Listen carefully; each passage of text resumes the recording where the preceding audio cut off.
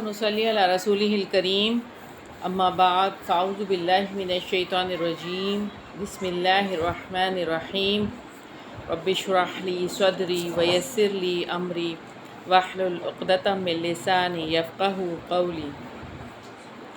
اللہ کے پاک نام سے 11ویں پارے کا آغاز کرتے ہیں۔ یعتذرون الیکم اذا رجعتم الیہم قل لا تعتذروا لن نؤمن لکم قد نبأنا اللہ من اخبارکم۔ جب تم ان کی طرف واپس آؤ گے تو وہ تمہارے سامنے عذر پیش کریں گے۔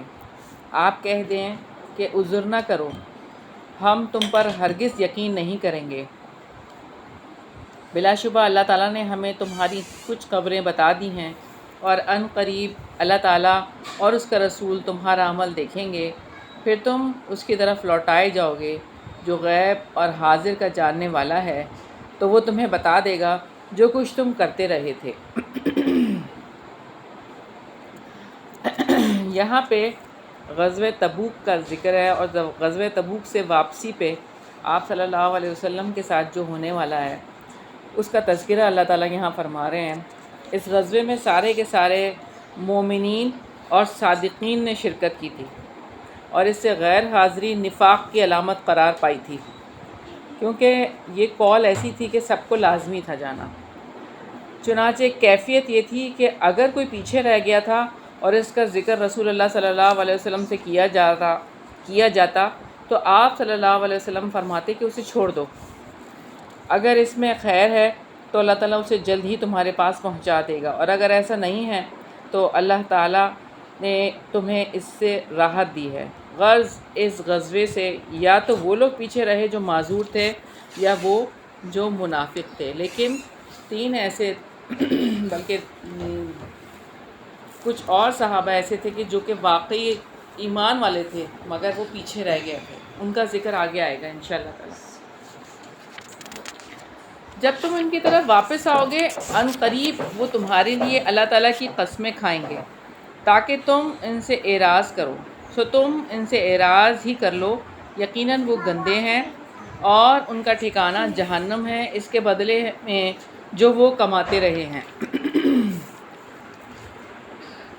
یہاں پہ منافقین کے حوالے سے بات ہے کہ ان کی روح گندی ہے، ان کے جسم کو گندا کہہ کر ان کے اعمال کی طرف توجہ دلائیے کہ یہ لوگ بظاہر خوشبوؤں میں بسے ہوئے ہیں مگر سراپا گندگی ہے، اس لحاظ سے قابل نفرت ہے، اور ان کا شعور اور ان کے تصورات گندے ہیں، اور ان کی روح کو اس طرح گھیرا ہوا ہے گندگی نے کہ وہ مجسم گندگی بن گئے ہیں۔ استغفر اللہ۔ پھر فرمایا وہ تمہارے لیے قسمیں کھائیں گے تاکہ تم ان سے راضی ہو جاؤ، سو تم ان سے راضی ہو بھی جاؤ تو یقیناً اللہ تعالیٰ نافرمان لوگوں سے راضی نہیں ہوتا۔ دیہاتی کفر اور نفاق میں زیادہ سخت ہے، اور اسی لائق ہے کہ جو اللہ تعالیٰ نے اپنے رسول پر نازل کیا ہے اس کی حدود کو وہ نہ جانے، اور اللہ تعالیٰ سب کچھ جاننے والا کمال حکمت والا ہے۔ رسول اللہ صلی اللہ علیہ وسلم نے فرمایا کہ جو شخص دیہات میں رہائش رکھتا ہے وہ خشک ہو جاتا ہے، جو شکار کا پیچھا کرتا ہے وہ غافل ہو جاتا ہے، اور جو بادشاہوں کے ہاں جاتا ہے وہ فتنے میں پڑ جاتا ہے۔ یہ مسند احمد کی روایت ہے۔ پھر فرمایا وَمِنَ الْأَعْرَابِ مَن يَتَّخِذُ مَا يُنْفِقُ، دیہاتیوں میں ایسے بھی ہیں جو کچھ وہ اللہ تعالیٰ کی راہ میں خرچ کرتے ہیں اس کو وہ تاوان سمجھتے ہیں، اور تم پر زمانے کی گردشوں کا انتظار کرتے ہیں، بری گردش انہی پر ہے، اور اللہ تعالیٰ سب کچھ سننے والا، سب کچھ جاننے والا ہے۔ مدینہ میں اسلامی حکومت کی وجہ سے ان لوگوں کو مالی مدد کرنی پڑتی تھی جسے یہ اپنے اوپر چٹی سمجھتے تھے۔ ان کا دل یہ چاہتا تھا کہ مسلمان زندہ و سلامت واپس نہ لوٹیں تاکہ یہ اپنی مجبوریوں سے نکل آئیں۔ اور دیہاتیوں میں سے کچھ وہ ہیں جو اللہ تعالیٰ اور آخرت کے دن پر ایمان رکھتے ہیں، اور جو بھی وہ خرچ کرتے ہیں اسے اللہ تعالیٰ کے نزدیک قربتوں اور رسول کی دعاؤں کا ذریعہ سمجھتے ہیں، سن لو یقیناً وہ ان کے لیے قرب کا ذریعہ ہے، ان قریب اللہ تعالیٰ ان کو اپنی رحمت میں داخل کرے گا، یقیناً اللہ تعالیٰ بے حد بخشنے والا نہایت رحم والا ہے۔ سیدنا عبداللہ بن ابی اوفا رضی اللہ عنہ بیان کرتے ہیں کہ جب کوئی قوم اپنی زکوٰۃ لے کر رسول اللہ صلی اللہ علیہ وسلم کی خدمت میں حاضر ہوتی تو آپ صلی اللہ علیہ وسلم ان کے لیے دعا فرماتے، اے اللہ آل فلاں کو خیر و برکت عطا فرما۔ میرے والد بھی اپنی زکوٰۃ لے کر حاضر ہوئے تو آپ صلی اللہ علیہ وسلم نے فرمایا کہ اے اللہ آل ابی اوفا کو برکت عطا فرما اور خیر عطا فرما۔ یہ بخاری کی 1497 نمبر روایت ہے۔ رکوع نمبر 2 ہے والسابقون الاولون من المہاجرین والانصار والذین تبعوہم بإحسان رضی اللہ عنہم ورضوا عنہ وأعد لهم جنات تجری تحتها الانہار خالدین فیہا ابدا ذلک الفوز العظیم۔ اور مہاجرین اور انصار میں سب سے پہلے سبقت کرنے والے اور جن لوگوں نے حسن و خوبی سے ان کی اتباع کی ہے، اللہ تعالیٰ اس سے راضی ہو گیا اور وہ اس سے راضی ہو گئے ہیں، اور اللہ تعالیٰ نے ان کے لیے باغات تیار کیے ہیں جن کے نیچے سے نہریں بہتی ہیں، وہ ان میں ہمیشہ ہمیشہ رہنے والے ہیں، یہی بہت بڑی کامیابی ہے۔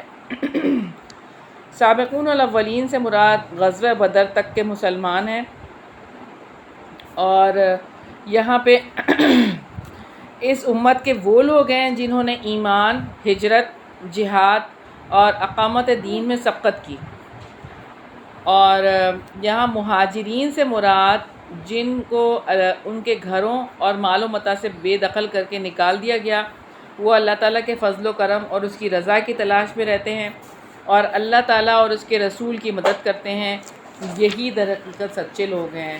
اور انصار سے مراد وہ لوگ ہیں جنہوں نے مہاجرین سے پہلے ہجرت کے گھر یعنی مدینہ منورہ اور ایمان میں جگہ پکڑی۔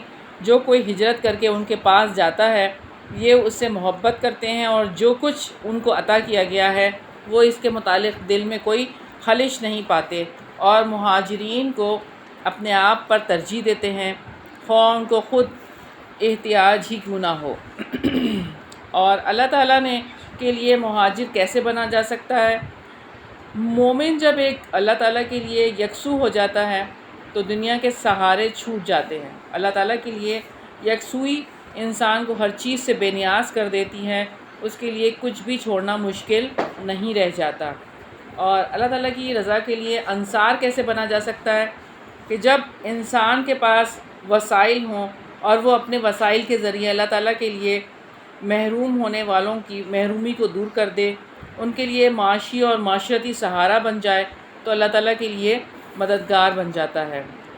اور اللہ تعالیٰ کن لوگوں سے راضی ہوتے ہیں؟ اللہ تعالیٰ ان لوگوں سے راضی ہوتے ہیں کہ جو اللہ تعالیٰ سے مطمئن ہو جاتے ہیں، جو اس کے فیصلوں پر راضی ہوتے ہیں، جو اس کے فیصلوں کے بارے میں حسن ظن رکھتے ہیں، اور جو آزمائشوں پر صبر کرتے ہیں اور نعمتوں پر شکر ادا کرتے ہیں۔ اللہ تعالیٰ کی رضا کا یہ نتیجہ نکلتا ہے کہ اس کی طرف سے اجر و ثواب ملتا ہے، اور اللہ تعالیٰ کی رضامندی بڑا انعام ہے۔ اللہ تعالیٰ کے راضی ہونے کی علامت یہ ہے کہ انسان اللہ تعالیٰ سے راضی ہو جاتا ہے۔ اور تمہارے گرد و پیش دیہاتیوں میں سے کچھ منافق ہیں اور کچھ اہل مدینہ میں سے نفاق پر جم گئے ہیں، آپ ان کو نہیں جانتے، ہم ہی انہیں جانتے ہیں، ان قریب ہم انہیں 2 مرتبہ عذاب دیں گے، پھر وہ بڑے عذاب کے لیے واپس لائے جائیں گے۔ یہاں پہ یہ بتایا گیا کہ گرد و پیش دیہاتیوں میں سے کچھ منافق ہیں، یعنی مدینہ اور اس کے ارد گرد منافق موجود ہیں، اور وہ شخص منافق ہے جو اپنے اسلام کا زبان سے دعویٰ کرے مگر جب ہجرت اور محروم ہونے والوں کی مدد کر کے دینداری کا ثبوت دینا پڑے تو اس کے لیے خود کو راضی نہ کرے۔ اور یہاں پر نفاق پر جو جم گئے ہیں اور ان میں اصل میں اضافہ ہی ہو رہا ہے۔ پھر فرمایا اور کچھ دوسرے بھی ہیں جنہوں نے اپنے گناہوں کا اعتراف کیا ہے اور انہوں نے کچھ اچھے اور کچھ دوسرے برے عمل ملا دیے ہیں، قریب ہے کہ اللہ تعالیٰ ان پر مہربان ہو جائے، یقیناً اللہ تعالیٰ بے حد بخشنے والا نہایت رحم والا ہے۔ یہ آیت غزوہ تبوک سے پیچھے رہ جانے والوں کے بارے میں نازل ہوئی، جنہیں اپنے رویے پر سخت شرمندگی ہوئی کہ وہ سکون سے رہے، اور رسول اللہ صلی اللہ علیہ وسلم نے جہاد کی تکالیف برداشت کی۔ انہوں نے اپنے آپ کو مسجد نبوی کے ستونوں سے باندھا کہ ہم اس وقت تک خود کو نہیں کھولیں گے جب تک کہ رسول اللہ صلی اللہ علیہ وسلم نہ کھولیں اور ہمارا عذر قبول نہ کریں۔ یہ ابو لبابہ اور ان کے ساتھی تھے۔ خذ من اموالہم صدقۃ تطہرہم، آپ ان کے اموال میں سے صدقہ لے لیں، ان کے ساتھ آپ انہیں صاف کریں گے اور ان کو پاک کریں گے، اور آپ ان کے لیے دعا کریں، یقیناً آپ کی دعا ان کے لیے وجہ تسکین ہے، اور اللہ تعالیٰ سب کچھ سننے والا، سب کچھ جاننے والا ہے۔ تو یہاں پر اموال لینے سے مراد زکوٰۃ ہے۔ جب رسول اللہ صلی اللہ علیہ وسلم کے پاس لوگ آتے زکوٰۃ لے کر تو آپ صلی اللہ علیہ وسلم ان کے لیے مغفرت کی دعا کرتے۔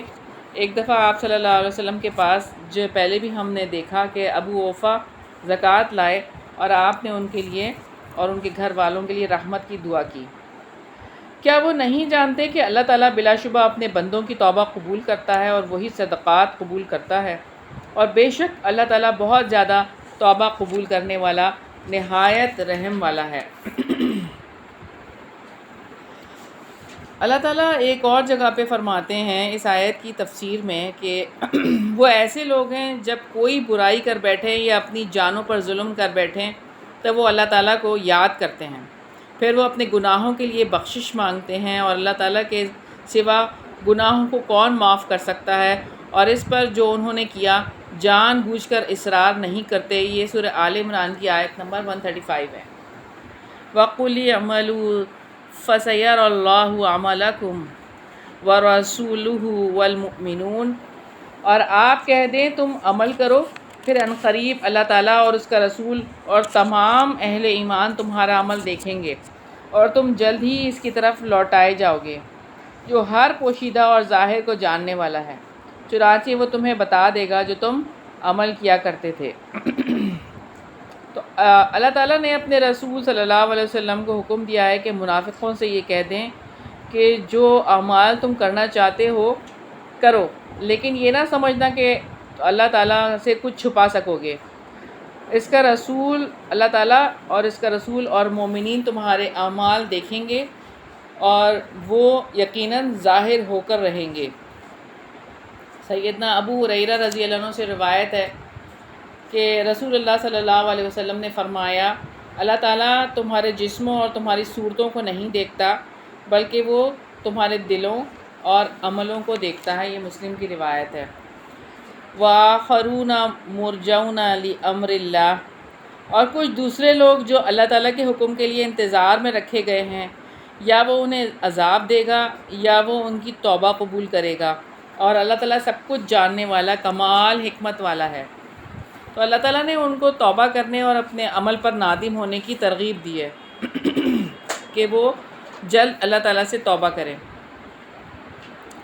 وَالَّذِينَ اتَّخَذُوا مَسْجِدًا ضِرَارًا وَكُفْرًا وَتَفْرِيقًا بَيْنَ الْمُؤْمِنِينَ، اور جن لوگوں نے ایک مسجد بنائی ہے نقصان پہنچانے اور کفر کرنے اور مومنوں کے درمیان تفرقہ پھیلانے کے لیے، اور اس شخص کے لیے گھات کی جگہ بنانے کے لیے جس نے اس سے پہلے اللہ تعالیٰ اور اس کے رسول سے جنگ کی، اور بلا شبہ وہ ضرور قسمیں کھائیں گے کہ ہم نے بھلائی کے سوا کچھ ارادہ نہیں کیا، اور اللہ تعالیٰ گواہی دیتا ہے کہ بلا شبہ وہی یقیناً جھوٹے ہیں۔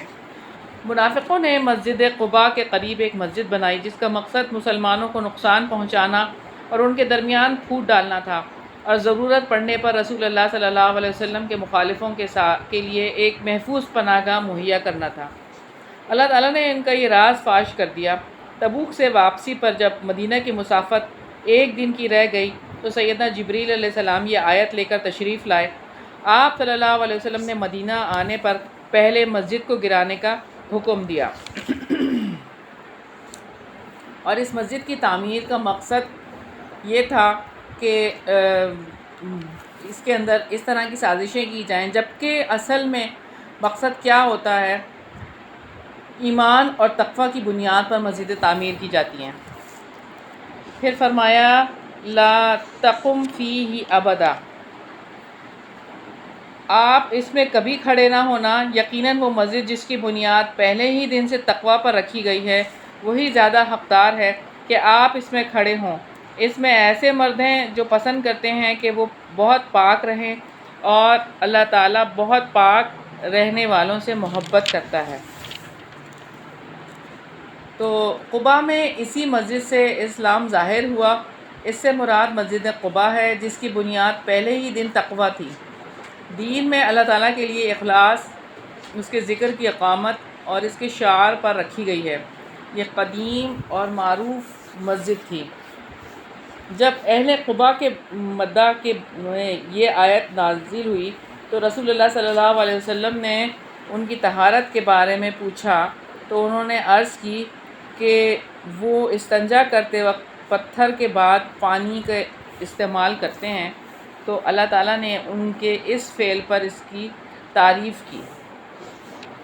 افمن اسس بنیانہ علی تقوی من اللہ ورضوان خیر، تو کیا وہ شخص بہتر ہے جس نے اپنی عمارت کی بنیاد اللہ تعالیٰ کے خوف پر اور اس کی رضا پر رکھی ہو، یا وہ جس نے اپنی عمارت کی بنیاد کسی کھوکھلے تودے کے کنارے پر رکھی جو گرنے والا تھا، چنانچہ وہ اسے لے کر جہنم کی آگ میں گر گیا، اور اللہ تعالیٰ ظالم لوگوں کو ہدایت نہیں دیتا۔ آیت کریمہ میں مومن اور منافق کی نیت اور عمل میں جو بنیادی فرق ہے اسے بیان کیا گیا ہے۔ مومن جب بھی کوئی کام کرتا ہے تو اس کی نیت اللہ تعالیٰ کی رضا اور حصول جنت ہوتی ہے۔ اس کے برعکس منافق کی نیت میں کھوٹ ہوتا ہے، اس لیے اس کی مثال اس آدمی کی ہوتی ہے جو مٹی کے کسی ایسے تودے پر مکان تعمیر کرے جس کے نیچے سے وادی کا پانی گزرتا ہے، جس پر کوئی عمارت تعمیر کر لی جائے تو وہ فوراً گر پڑے گی۔ ان منافقین کا مسجد بنانے کا عمل بھی ایسا ہی ہے جو انہیں جہنم میں ساتھ لے کر جائے گا۔ لا یزال بنیانہم الذی، ان کی عمارت جو انہوں نے بنائی ان کے دلوں میں ہمیشہ بے چینی کا باعث بنی رہے گی، مگر یہ کہ ان کے دل ہی ٹکڑے ٹکڑے ہو جائیں، اور اللہ تعالیٰ سب کچھ جاننے والا کمال حکمت والا ہے۔ رکوع نمبر 3 ہے ان اللہ اشتری من المؤمنین انفسہم واموالہم بان لہم الجنہ یقاتلون فی سبیل اللہ فیقتلون ویقتلون وعدا علیہ حقا فی التوراۃ والانجیل والقرآن ومن اوفی بعہدہ من اللہ فاستبشروا ببیعکم الذی بایعتم بہ وذلک هو الفوز العظیم۔ یقیناً اللہ تعالیٰ نے مومنوں سے ان کی جانیں اور ان کے اموال خرید لیے ہیں، یقیناً اس کے بدلے میں ان کے لیے جنت ہے۔ وہ اللہ تعالیٰ کی راہ میں لڑتے ہیں، چنانچہ وہ قتل کرتے ہیں اور قتل کیے بھی جاتے ہیں۔ یہ تورات اور انجیل اور قرآن میں اللہ تعالیٰ کے ذمے پکا وعدہ ہے، اور کون اللہ تعالیٰ سے بڑھ کر اپنا وعدہ پورا کرنے والا ہے۔ تو اپنے اس سودے پر خوشیاں مناؤ جو تم نے اللہ تعالیٰ سے سودا کیا ہے، اور یہی بہت بڑی کامیابی ہے۔ تو یہاں پہ ان کی جانوں اور اموال کی قیمت لگ گئی ہے۔ مومن اللہ تعالیٰ کے ہاتھ پر بک گئے ہیں، اور اللہ تعالیٰ کا احسان ہے کہ اس نے جو چیزیں بندوں کو دے رکھی ہیں جن کا وہ مالک ہے، انہی کے عوض جنت عطا فرمائی ہے۔ جنت ایسا مقام ہے جہاں ہر وہ چیز ہوگی جس کی انسان خواہش کریں گے، جہاں کسی کی جوانی کو بڑھاپا نہیں آئے گا اور کسی کی خوشیوں کو غم نہیں ڈسیں گے، کسی کی زندگی کو موت نہیں آئے گی، ہمیشہ خوشیاں اور لازوال بادشاہت ہوگی۔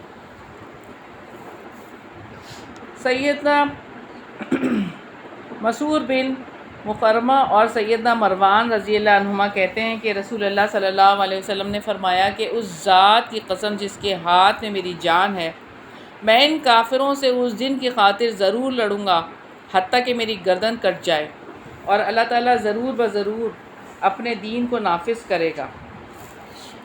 بخاری کی 2731 نمبر روایت ہے۔ سیدنا سعد بن ابی وقاص رضی اللہ عنہ سے مروی ہے کہ سیدنا عبداللہ بن جوحش رضی اللہ عنہ نے احد کے روز ان سے کہا کیا تم ادھر نہیں آتے کہ ہم اللہ تعالیٰ سے دعا کریں؟ چنانچہ یہ دونوں باقی مجاہدین سے ذرا الگ ہو گئے۔ سیدنا سعد رضی اللہ عنہ نے دعا کی اور کہنے لگے، اے میرے رب، جب دشمن سے معرکہ آرائی ہو تو میری رزم آرائی کسی ایسے شخص سے ہو جو لڑائی میں زبردست ماہر ہو اور غضب میں شدید ہو، میں اس سے لڑوں اور وہ مجھ سے لڑے، پھر مجھے اس پر غلبہ عطا فرما دے کہ میں اسے قتل کر ڈالوں اور اس کی لڑائی کا سامان لے لوں۔ سیدنا عبداللہ بن جوہش رضی اللہ عنہ نے کہا، آمین۔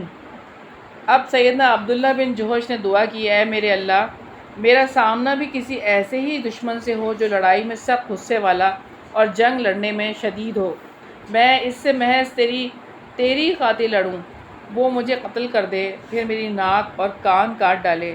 پس جب میں کل کو آپ سے ملاقات کروں تو آپ مجھ سے پوچھیں، عبداللہ، یہ تیری ناک اور کان کیوں کاٹ ڈالے گئے؟ تو میں جواب دوں، اے اللہ، تیری خاطر اور تیرے رسول کی خاطر۔ پھر تو مجھ سے کہے، اے عبداللہ، تو نے سچ کہا۔ سیدنا سعد رضی اللہ عنہ اپنے بیٹے کو یہ واقعہ سناتے ہوئے بتاتے ہیں، بیٹا، عبداللہ بن جوہش کی دعا میری دعا سے بہتر تھی۔ معرکے کے دن میں نے آخر میں یہ منظر دیکھا کہ عبداللہ بن جوہش رضی اللہ عنہ کی ناک اور کان دھاگے میں پورے ہوئے لٹک رہے تھے۔ سیدنا انس رضی اللہ عنہ بیان کرتے ہیں کہ رسول اللہ صلی اللہ علیہ وسلم اور آپ کے صحابہ رضی اللہ عنہم میدان بدر کی طرف چلے، یہاں تک کہ مشرکین سے پہلے ہی وہاں پہنچ گئے اور مشرک بھی آ گئے۔ آپ صلی اللہ علیہ وسلم نے فرمایا کہ جب تک میں آگے نہ بڑھوں تم میں سے کوئی شخص کسی چیز کی طرف آگے نہ بڑھے۔ جب مشرکین نزدیک آ گئے تو رسول اللہ صلی اللہ علیہ وسلم نے فرمایا، جنت کی طرف لپکو جس کی چوڑائی آسمانوں اور زمین کے برابر ہے۔ آپ کی یہ بات سن کر سیدنا عمیر بن حمام رضی اللہ عنہ نے کہا، اے اللہ کے رسول، کیا ایسی جنت کی طرف جس کی چوڑائی آسمانوں اور زمین کے برابر ہے؟ آپ صلی اللہ علیہ وسلم نے فرمایا، ہاں۔ تو انہوں نے جواب میں کہا، بہت خوب، بہت خوب۔ رسول اللہ صلی اللہ علیہ وسلم نے فرمایا، تم بہت خوب کیوں کہہ رہے ہو؟ انہوں نے کہا، اللہ کی قسم، اے اللہ کے رسول صلی اللہ علیہ وسلم، کوئی بات نہیں سوائے اس کے کہ مجھے توقع ہے میں بھی اس جنت والوں میں سے ہوں گا۔ آپ صلی اللہ علیہ وسلم نے فرمایا، تم بھی اسی جنت والوں میں سے ہو۔ اس کے بعد وہ اپنے توشہ دان سے کچھ کھجوریں نکال کر کھانے لگے، پھر بولے، اگر میں اتنی دیر تک زندہ رہا کہ اپنی یہ کھجوریں کھا لوں تو یہ زندگی لمبی ہو جائے گی۔ چنانچہ اس کے ساتھ جو کھجوریں تھیں انہوں نے پھینک دیں، پھر مشرکین سے لڑتے ہوئے شہید ہو گئے۔ یہ مسلم کی 4915 نمبر روایت ہے۔ تو انہوں نے تو کل سودا کیا تھا اللہ تعالیٰ سے اپنی جانوں کا اور اپنے مال کا، اور یہ قرآن کا مشن ہے، تو آج ہم بھی سودا کر لیں اور اس دنیا میں سب سے بڑی تجارت کر لیں، اور دنیا میں اپنی جان کو رب کی مرضی کے لیے گھلانا اور اپنے مال کو اللہ کے راستے میں لگانا اپنا مقصد بنا لیں، زندگی کا مقصد، کہ جب تک ہم ہیں ہم یہی کام کرتے رہیں گے۔ قرآن کو اس سب سے پہلی چیز تو تعلیم ہے نا، سب سے پہلے اللہ تعالیٰ کی کلام کی تعلیم حاصل کریں، پھر اس کے بعد آگے پہنچانے کا کام کریں، پھر جو لوگ پہنچا رہے ہیں، جو مال لگا سکتے ہیں وہ اپنا مال لگائیں ایسی جگہوں پر۔ تو یہ ساری چیزیں ہم اپنی زندگی کا مقصد بنائیں ان چیزوں کو، تو پھر دیکھیں اللہ تعالیٰ نے وعدہ کیا ہوا ہے ایسی جنتوں کا، تو یہ وعدہ ہم سے بھی اللہ تعالیٰ نے کیا ہے، اور ہمارے لیے کیا ہے؟ ہمارے لیے ہے کہ بس ہم اپنے لیے اللہ تعالیٰ سے وعدہ کر لیں کہ اللہ تعالیٰ ہم نے اپنی زندگی میں اب یہی کام کرنا ہے، ہم نے دنیا کو فوکس نہیں کرنا، ہم نے آخرت کو فوکس کرنا ہے انشاءاللہ تعالیٰ۔ پھر فرمایا، التائبون العابدون الحامدون السائحون الراکعون الساجدون الآمرون بالمعروف والناہون عن المنکر والحافظون لحدود اللہ وبشر المؤمنین۔ وہ توبہ کرنے والے، عبادت کرنے والے، اللہ تعالیٰ کی حمد کرنے والے، روزہ رکھنے والے، رکوع کرنے والے، سجدہ کرنے والے، بھلائی کا حکم دینے والے، برائی سے روکنے والے اور اللہ تعالیٰ کی حدود کی حفاظت کرنے والے ہیں، اور مومنوں کو خوشخبری دے دیں۔ سیدنا اغر بن یسار مزنی رضی اللہ عنہ سے روایت ہے، انہوں نے کہا رسول اللہ صلی اللہ علیہ وسلم نے فرمایا، اے لوگو اللہ تعالیٰ کی طرف توبہ کرو، یعنی رجوع کرو، میں بارگاہ الہی میں روزانہ 100 مرتبہ توبہ کرتا ہوں۔ یہ مسلم کی 6859 نمبر روایت ہے۔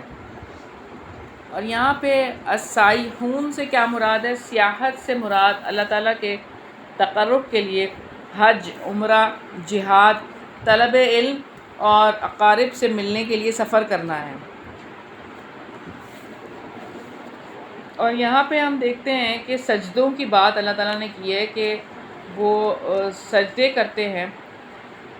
سیدنا ربیعہ بن کعب اسلمی رضی اللہ عنہ بیان کرتے ہیں کہ میں رات کو رسول اللہ صلی اللہ علیہ وسلم کے پاس رہا کرتا اور آپ صلی اللہ علیہ وسلم کے لیے وضو اور قضاء حاجت کے لیے پانی مہیا کرتا۔ ایک موقع پر آپ صلی اللہ علیہ وسلم نے مجھے فرمایا، مانگو۔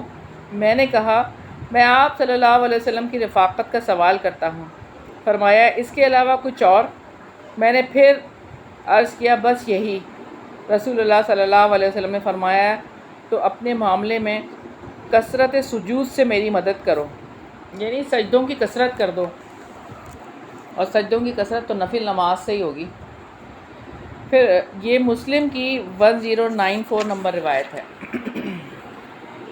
ما کان لنبی والذین آمنوا، نبی کو اور جو لوگ ایمان لائے کبھی جائز نہیں کہ وہ مشرکوں کے لیے مغفرت کی دعا کریں، خوف و رشتہ دار ہوں، اس کے بعد کہ ان کے لیے واضح ہو چکا کہ یقیناً وہ دوزخ والے ہیں۔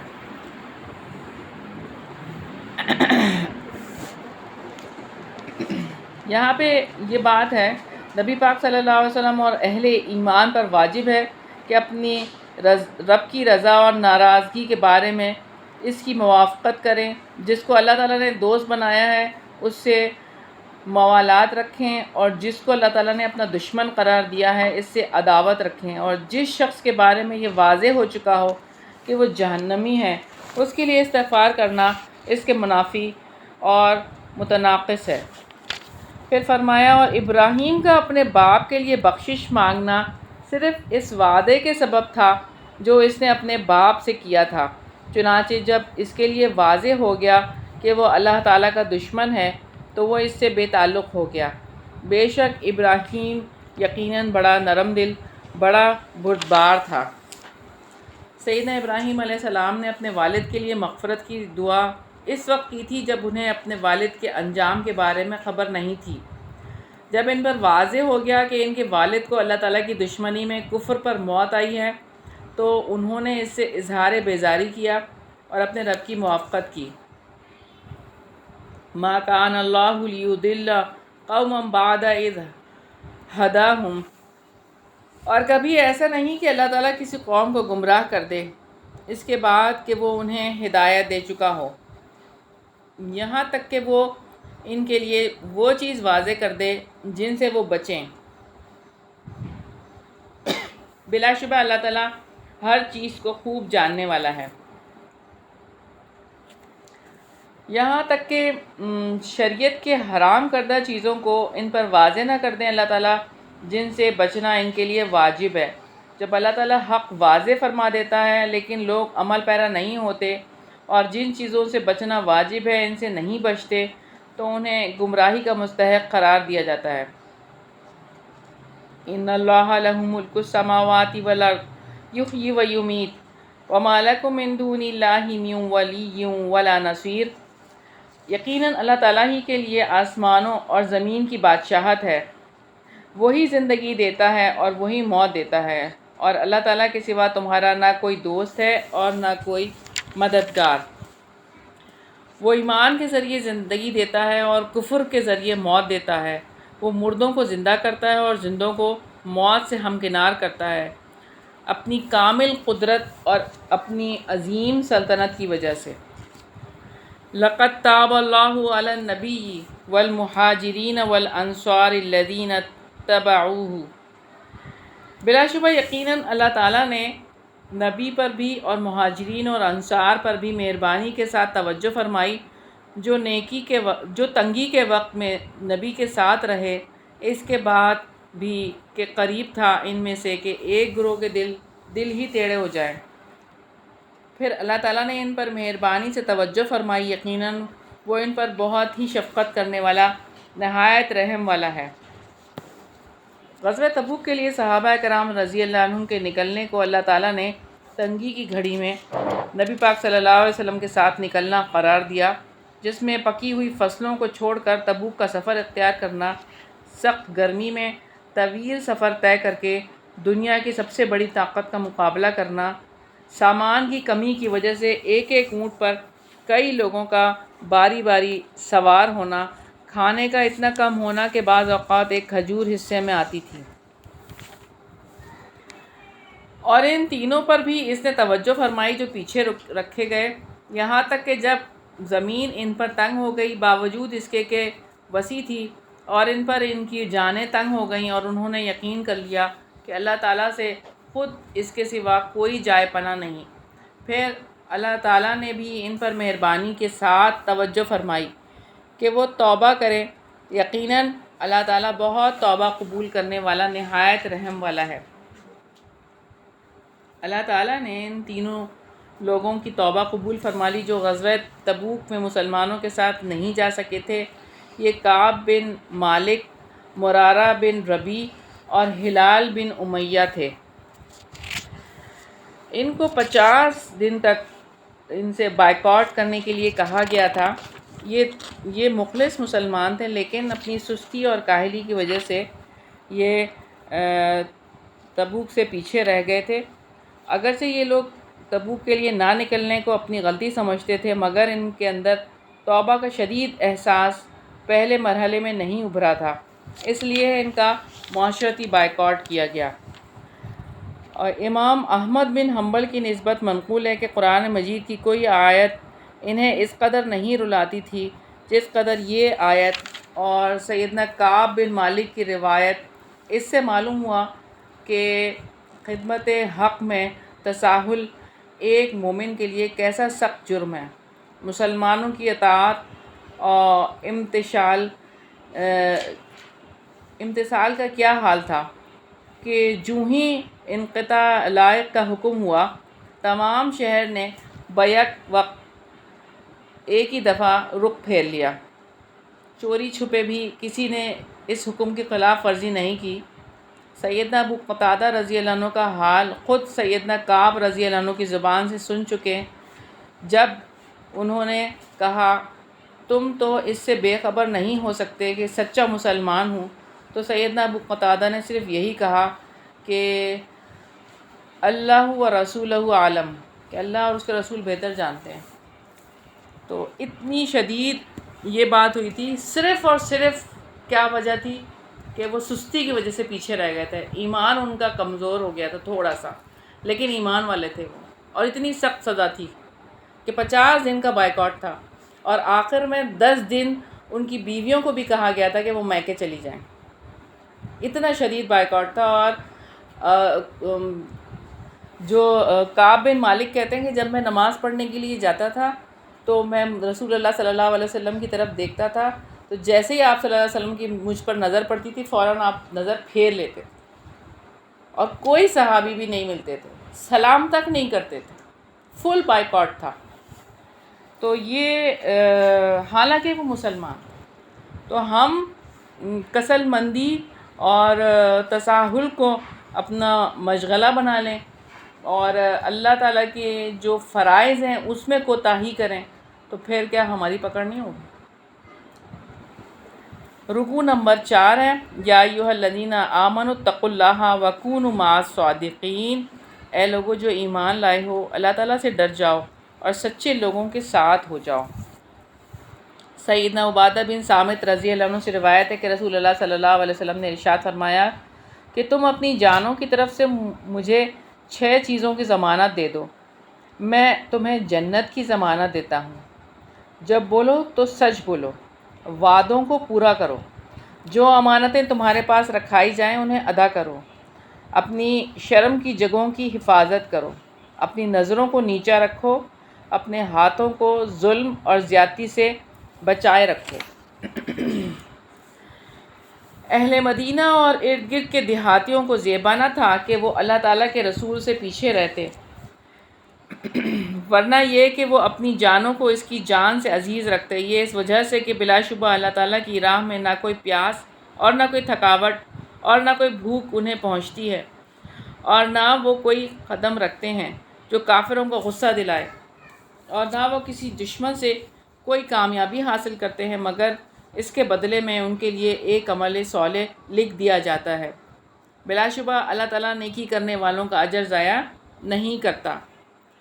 یہ وہ اعمال ہیں جن پر مجاہدوں نے اجر پایا، اور رسول اللہ صلی اللہ علیہ وسلم سے پیچھے رہنے والے یہ کھو بیٹھے۔ ان کے لائق نہ تھا کہ رسول اللہ صلی اللہ علیہ وسلم سے پیچھے رہتے اور یہ اجر عظیم گنوا دیتے۔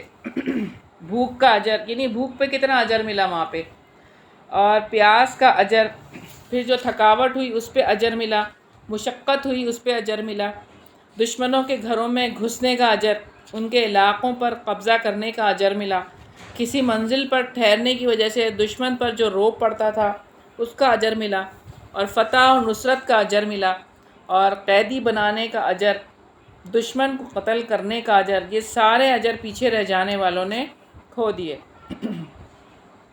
تو آج ہم رمضان بھی کل سے انشاءاللہ تعالی شروع ہو جائے گا، تو ہم کون کون سے اجر ہیں جو کھو رہے ہیں اس کے بارے میں سوچیں۔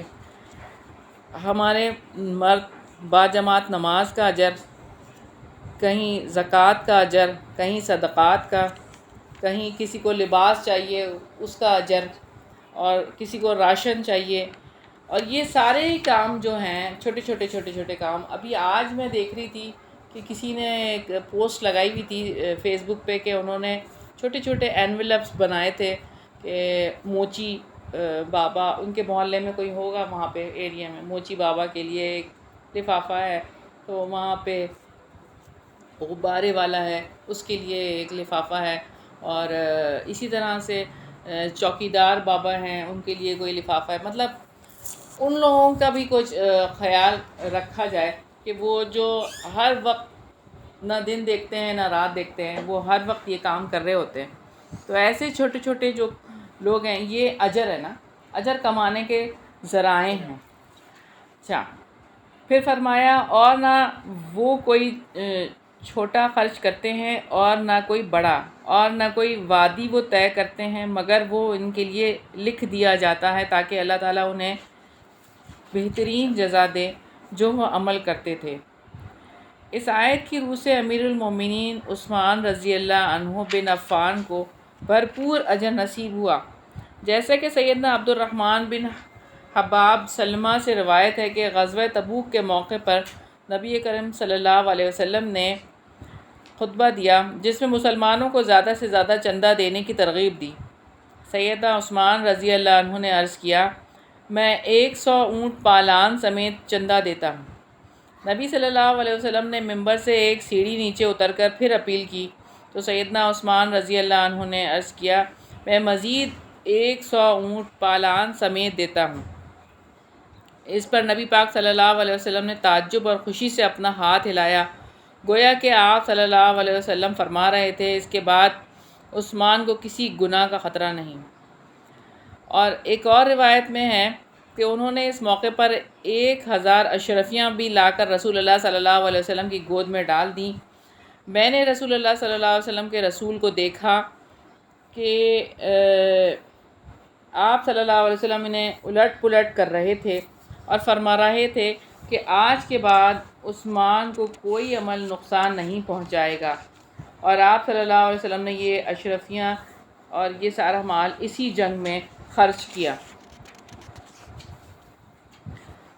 پھر فرمایا، اور یہ ممکن نہیں ہے کہ سارے کے سارے اہل ایمان ہی نکل جائیں، سو ان کے ہر گروہ میں سے کچھ لوگ کیوں نہیں نکلتے تاکہ وہ دین کی سمجھ حاصل کریں اور تاکہ وہ اپنی قوم کو ڈرائیں جب وہ ان کی طرف واپس جائیں تاکہ وہ بچ جائیں۔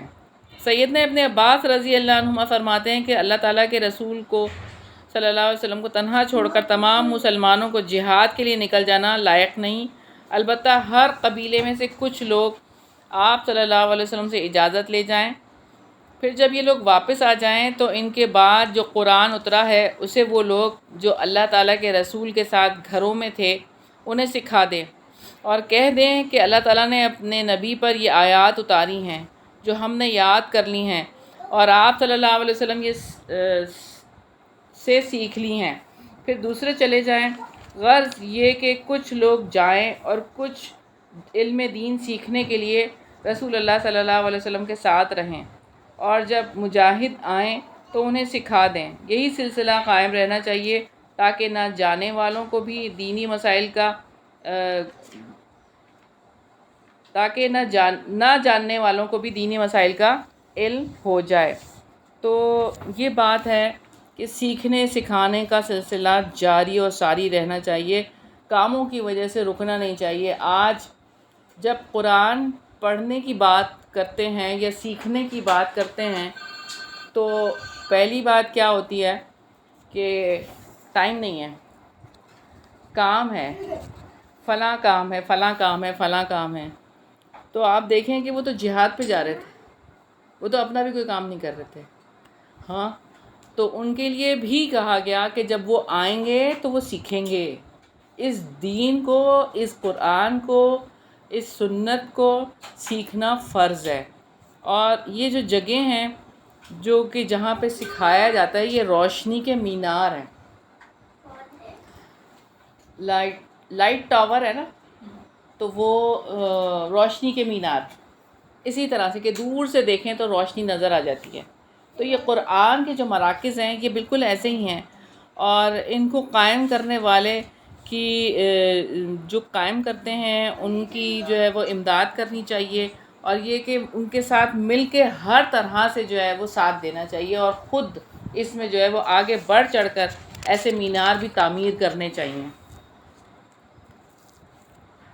پھر آگے رکوع نمبر 5 ہے، یا ایھا الذین آمنوا قاتلوا الذین یلونکم من الکفار، اے لوگو جو ایمان لائے ہو ان لوگوں کے ساتھ لڑو کافروں میں سے جو تمہارے قریب ہیں، اور لازم ہے کہ وہ تم میں کچھ سختی پائیں، اور جان لو کہ اللہ تعالیٰ یقیناً متقی لوگوں کے ساتھ ہے۔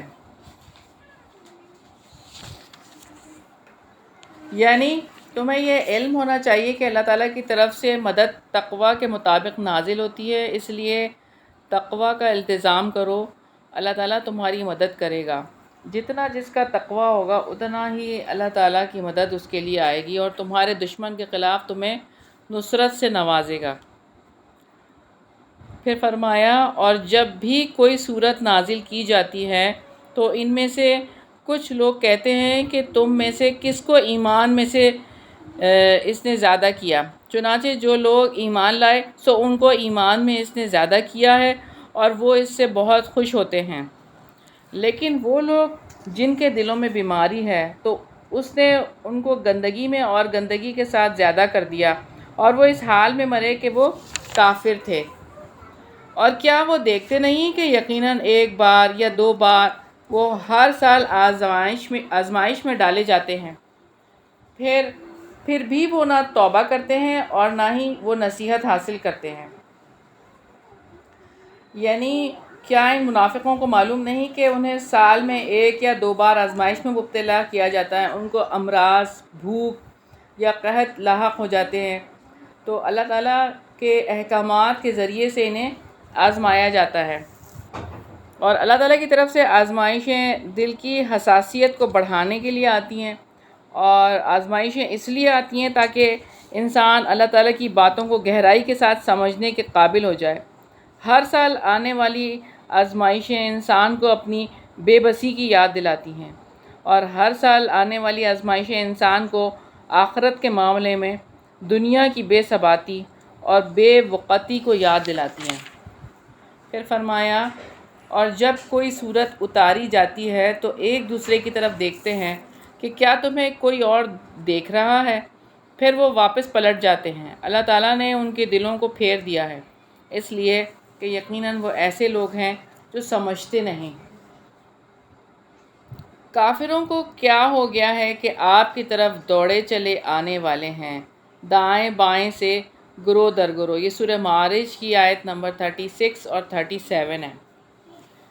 پھر فرمایا لَقَدْ جَاءَكُمْ رَسُولٌ مِّنْ أَنفُسِكُمْ عَزِيزٌ عَلَيْهِ مَا عَنِتُّمْ حَرِيصٌ عَلَيْكُمْ بِالْمُؤْمِنِينَ رَءُوفٌ رَحِيمٌ. بلا شبہ تمہارے پاس یقیناً تم ہی میں سے ایک عظیم رسول آیا ہے، ان پر گراں ہے جو تم مشقت میں پڑو، تم پر بہت حرص رکھنے والا ہے، مومنوں پر بہت شفقت کرنے والا، نہایت مہربان ہے. سیدنا ابو ہریرہ رضی اللہ عنہ سے روایت ہے کہ انہوں نے رسول اللہ صلی اللہ علیہ وسلم سے سنا کہ آپ صلی اللہ علیہ وسلم نے فرمایا کہ میری اور لوگوں کی مثال ایک ایسے شخص کی طرح ہے جس نے آگ جلائی. جب اس کے چاروں طرف روشنی ہو گئی تو پروانے اور کیڑے مکوڑے جو آگ پر گرتے ہیں ان میں گرنے لگے اور آگ جلانے والے انہیں اس میں سے نکالنے لگا، لیکن وہ اس کے قابو میں نہیں آئے اور آگ میں گرتے ہی رہے. اسی طرح میں تمہاری کمر کو پکڑ پکڑ کر آگ سے تمہیں نکالتا ہوں اور تم ہو کہ اسی میں گر جاتے ہو. یہ بخاری کی 6483 نمبر روایت ہے. تو نبی پاک صلی اللہ علیہ وسلم لوگوں کے لیے نیکی پسند کرتے تھے اور انہیں خیر پہنچانے کے لیے پوری کوشش کرتے تھے، اور برائی کو سخت ناپسند کرتے تھے اور برائی سے نفرت دلاتے تھے. تو آپ صلی اللہ علیہ وسلم بہت زیادہ حریص تھے اس بات میں کہ سارے ہی مسلمان ہو جائیں. پھر فرمایا پھر اگر وہ منہ موڑیں تو آپ کہہ دیں اللہ تعالیٰ ہی مجھے کافی ہے، اس کے سوا کوئی معبود نہیں، میں نے اسی پر بھروسہ کیا اور وہی عرش عظیم کا رب ہے. سیدنا ابو درداء رضی اللہ عنہ نے فرمایا کہ جو شخص صبح اور شام 7 مرتبہ یہ پڑھے حسبی اللہ لا الہ الا ہو علیہ توکلت وہو رب العرش العظیم کہہ لے تو اللہ تعالیٰ اس کی تمام فکر مندیوں کی کفایت فرمائے گا. الحمدللہ یہاں ہماری سورہ توبہ مکمل ہوئی. اللہ تعالیٰ سے دعا ہے کہ ہماری کمیوں کوتاہیوں کو معاف فرما دے. آگے سورہ یونس ہے. سورہ یونس مکہ میں نازل ہوئی. اس کی 109 آیات اور 11 رکوع ہیں. مصحف میں ترتیب کے اعتبار سے 10ویں اور یہ 10ویں صورت ہے اور نزولی ترتیب کے اعتبار سے 51. سورہ یونس کا موضوع اللہ تعالیٰ کے لیے توحید کا اثبات، شرک کا رد اور نبوت، بعث اور معاد کا اثبات اور ایمان کی دعوت ہے. بسم اللہ الرحمن الرحیم. یہ رکوع نمبر 6 ہے. الف لام را تلک آیات الکتاب الحکیم. الف لام را یہ کمال حکمت والی کتاب کی آیات ہیں. کیا لوگوں کے لیے ایک عجیب بات ہو گئی ہے کہ ہم نے انہی میں سے ایک آدمی کو وحی کی کہ آپ لوگوں کو ڈرا دو اور بشارت دے دو ان لوگوں کو جو ایمان لائے کہ یقیناً ان کے لیے ان کے رب کے پاس سچا مرتبہ ہے. کافروں نے کہا بے شک یہ ضرور کھلا جادوگر ہے. اللہ تعالیٰ نے ان لوگوں کی تردید کی ہے جنہیں انسان کے رسول ہونے پر تعجب تھا. ابن جریر نے ضحاک کے ذریعے سے سیدنا ابن عباس رضی اللہ عنہما سے روایت کی ہے کہ جب اللہ تعالیٰ نے سیدنا محمد صلی اللہ علیہ وسلم کو رسول بنا کر بھیجا تو تمام عرب نے یا عرب میں سے کچھ لوگوں نے اس بات کا انکار کیا اور کہنے لگے کہ اللہ تعالیٰ کی شان کے یہ خلاف ہے کہ کوئی انسان اس کا رسول ہو. اس پر یہ آیت اللہ تعالیٰ نے نازل فرمائی. ان ربکم اللہ الذی خلق السماوات والارض. یقیناً اللہ تعالیٰ ہی تمہارا رب ہے جس نے آسمانوں اور زمین کو 6 دنوں میں پیدا کیا. پھر وہ عرش پر بلند ہوا، وہی ہر کام کی تدبیر کرتا ہے، کوئی سفارش کرنے والا نہیں مگر اس کی اجازت کے بعد، وہی اللہ تعالیٰ تمہارا رب ہے، سو تم اس کی عبادت کرو۔ تو کیا تم نصیحت حاصل نہیں کرتے؟ کسی کو سفارش کا حق کس بنیاد پر اللہ تعالیٰ دیں گے کہ سفارش کا حق دینا اللہ تعالیٰ کی تقدیر اور تدبیر کا مسئلہ ہے۔ ہم نہیں جانتے کہ مومنوں میں سے کس کو اور اعمال صالح میں سے کس کی برکت سے سفارش ہو سکے گی۔ اللہ تعالیٰ سب کچھ جاننے والا ہے، لہٰذا وہ جس کے لیے چاہے گا اور جس سے چاہے گا سفارش کا کام لے گا۔ الیہ مرجعکم جمیعا، اسی کی طرف تم سب کو لوٹنا ہے، اور اللہ تعالیٰ کا وعدہ سچا ہے، یقیناً وہی پیدائش کا آغاز کرتا ہے، پھر وہ اسے دوبارہ پیدا کرے گا تاکہ وہ ان لوگوں کو انصاف کے ساتھ جزا دے جو ایمان لائے اور جنہوں نے نیکیاں کیں، اور جن لوگوں نے کفر کیا ان کے لیے کھولتے ہوئے پانی سے پینا ہے اور دردناک عذاب ہے اس کے بدلے جو وہ کفر کیا کرتے تھے۔ سیدنا ابو ہریرہ رضی اللہ عنہ سے روایت ہے کہ رسول اللہ صلی اللہ علیہ وسلم نے فرمایا، 7 چیزوں سے پہلے نیک اعمال میں جلدی کرو۔ کیا تمہیں ایسے فقر کا انتظار ہے جو بھلا دینے والا ہے، یا ایسی تونگری کا جو تمہیں حد سے تجاوز کر دینے والا بنانے والی ہے، یا ایسی بیماری کا جو بگاڑ دینے والی ہے، یا ایسے بڑھاپے کا جو عقل اور ہوش کو زائل کر دینے والا ہے، یا ایسی موت کا جو تیزی سے اپنا کام تمام کر دینے والی ہے، یعنی اچانک آ جائے، یا دجال کا جو ہر اس غائب برائی سے بدتر ہے جس کا انتظار کیا جائے، یا قیامت کا، پس قیامت تو بہت ہی ہولناک اور نہایت تلخ تر ہے۔ یہ ترمذی کی 2306 نمبر روایت ہے۔ هو الذی جعل الشمس ضیاء والقمر، وہی ہے جس نے سورج کو تیز روشنی اور چاند کو نور بنایا اور اس کی منزلیں مقرر کی تاکہ تم برسوں کی گنتی اور حساب معلوم کرو۔ اللہ تعالیٰ نے یہ سب کچھ نہیں پیدا کیا مگر حق کے ساتھ، وہ ان لوگوں کے لیے نشانیاں کھول کر بیان کرتا ہے جو علم رکھتے ہیں۔ ان فی اختلاف اللیل والنہار، یقیناً رات اور دن کے اختلاف میں اور آسمانوں اور زمین میں اللہ تعالیٰ نے جو کچھ پیدا کیا ہے اس میں ان لوگوں کے لیے نشانیاں ہیں جو ڈرتے ہیں۔ رات اور دن کے اختلاف سے مراد ان کا آگے پیچھے آنا اور ان کے درمیان بڑے اور چھوٹے ہونے کا اختلاف ہے، یعنی کہ راتیں سردیوں میں طویل ہوتی ہیں اور دن چھوٹے ہوتے ہیں، اور گرمیوں میں راتیں چھوٹی ہوتی ہیں اور دن طویل ہوتے ہیں۔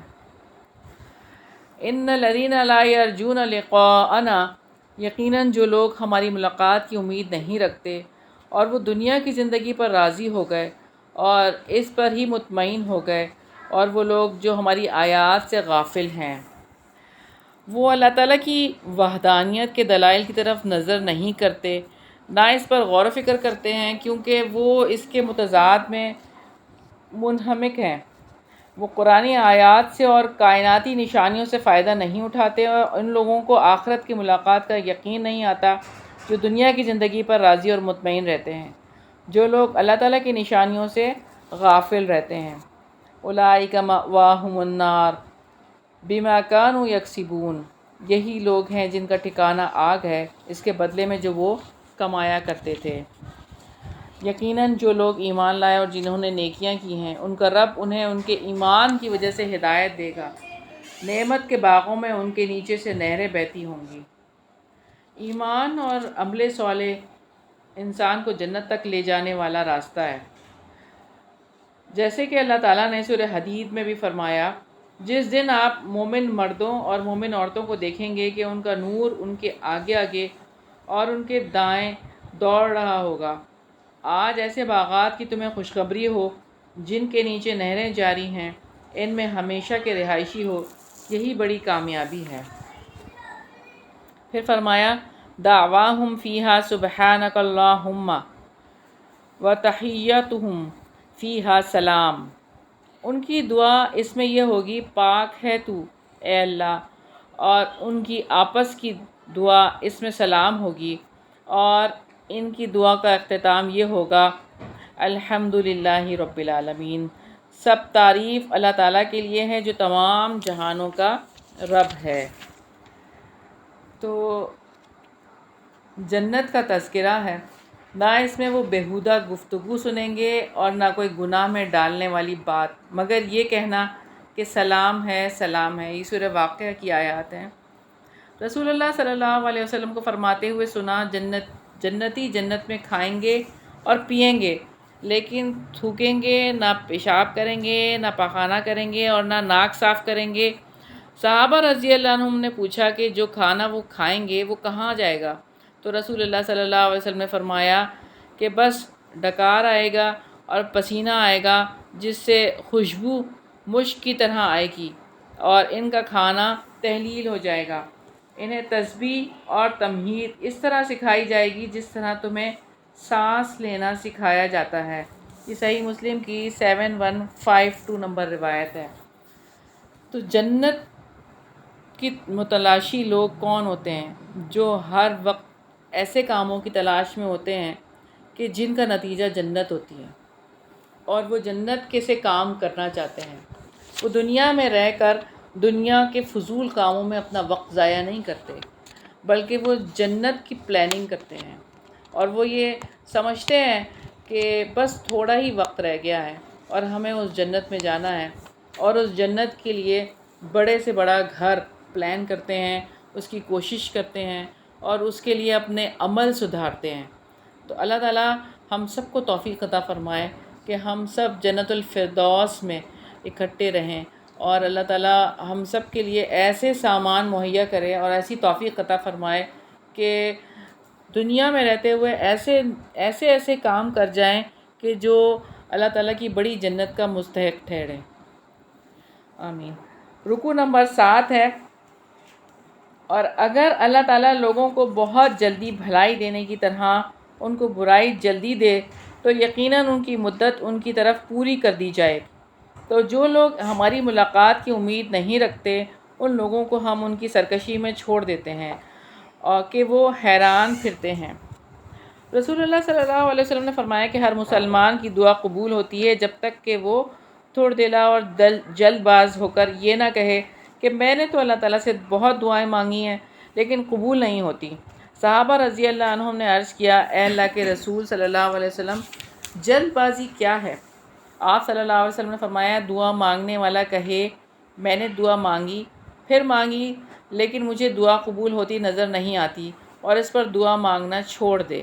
یہ مسلم کی 6936 نمبر روایت ہے۔ اس کا مطلب یہ دعا مانگنا کبھی بھی نہیں چھوڑنا، ہر حال میں دعا مانگتے رہنا ہے، اور ہر چیز ہی مانگنا ہے اللہ تعالیٰ سے، اور حتیٰ کہ عبادت کی توفیق بھی اللہ تعالیٰ سے مانگنی ہے، اور دعا کی توفیق بھی اللہ تعالیٰ سے مانگنی ہے۔ یہ ساری چیزیں مانگنے والی ہیں۔ پھر فرمایا، اور انسان کو جب کوئی تکلیف پہنچتی ہے تو وہ ہمیں اپنے پہلو پر یا بیٹھے ہوئے یا کھڑے ہوئے پکارتا ہے، پھر جب ہم اس کی وہ تکلیف اس سے دور کر دیتے ہیں تو وہ چل دیتا ہے، گویا کہ اس نے ہمیں اس تکلیف میں پکارا ہی نہ تھا جو اسے پہنچی ہو۔ ایسے ہی حد سے گزر جانے والوں کے لیے خوشنما بنا دیا گیا جو وہ عمل کیا کرتے تھے۔ سیدنا ابو یحییٰ صہیب بن سنان رضی اللہ عنہ سے روایت ہے کہ رسول اللہ صلی اللہ علیہ وسلم نے فرمایا، مومن کا معاملہ بھی عجیب ہے، اس کے ہر کام میں اس کے لیے بھلائی ہے، اور یہ چیز مومن کے سوا کسی کو حاصل نہیں۔ اگر اسے خوشحالی نصیب ہو، اس پر اللہ تعالیٰ کا شکر کرتا ہے تو یہ شکر کرنا بھی اس کے لیے بہتر ہے، یعنی اس میں اسے اجر ملے گا، اور اسے تکلیف پہنچے تو صبر کرتا ہے تو یہ صبر کرنا بھی اس کے لیے بہتر، یعنی کہ اسے اجر ملے گا۔ یہ مسلم کی 7500 نمبر روایت ہے۔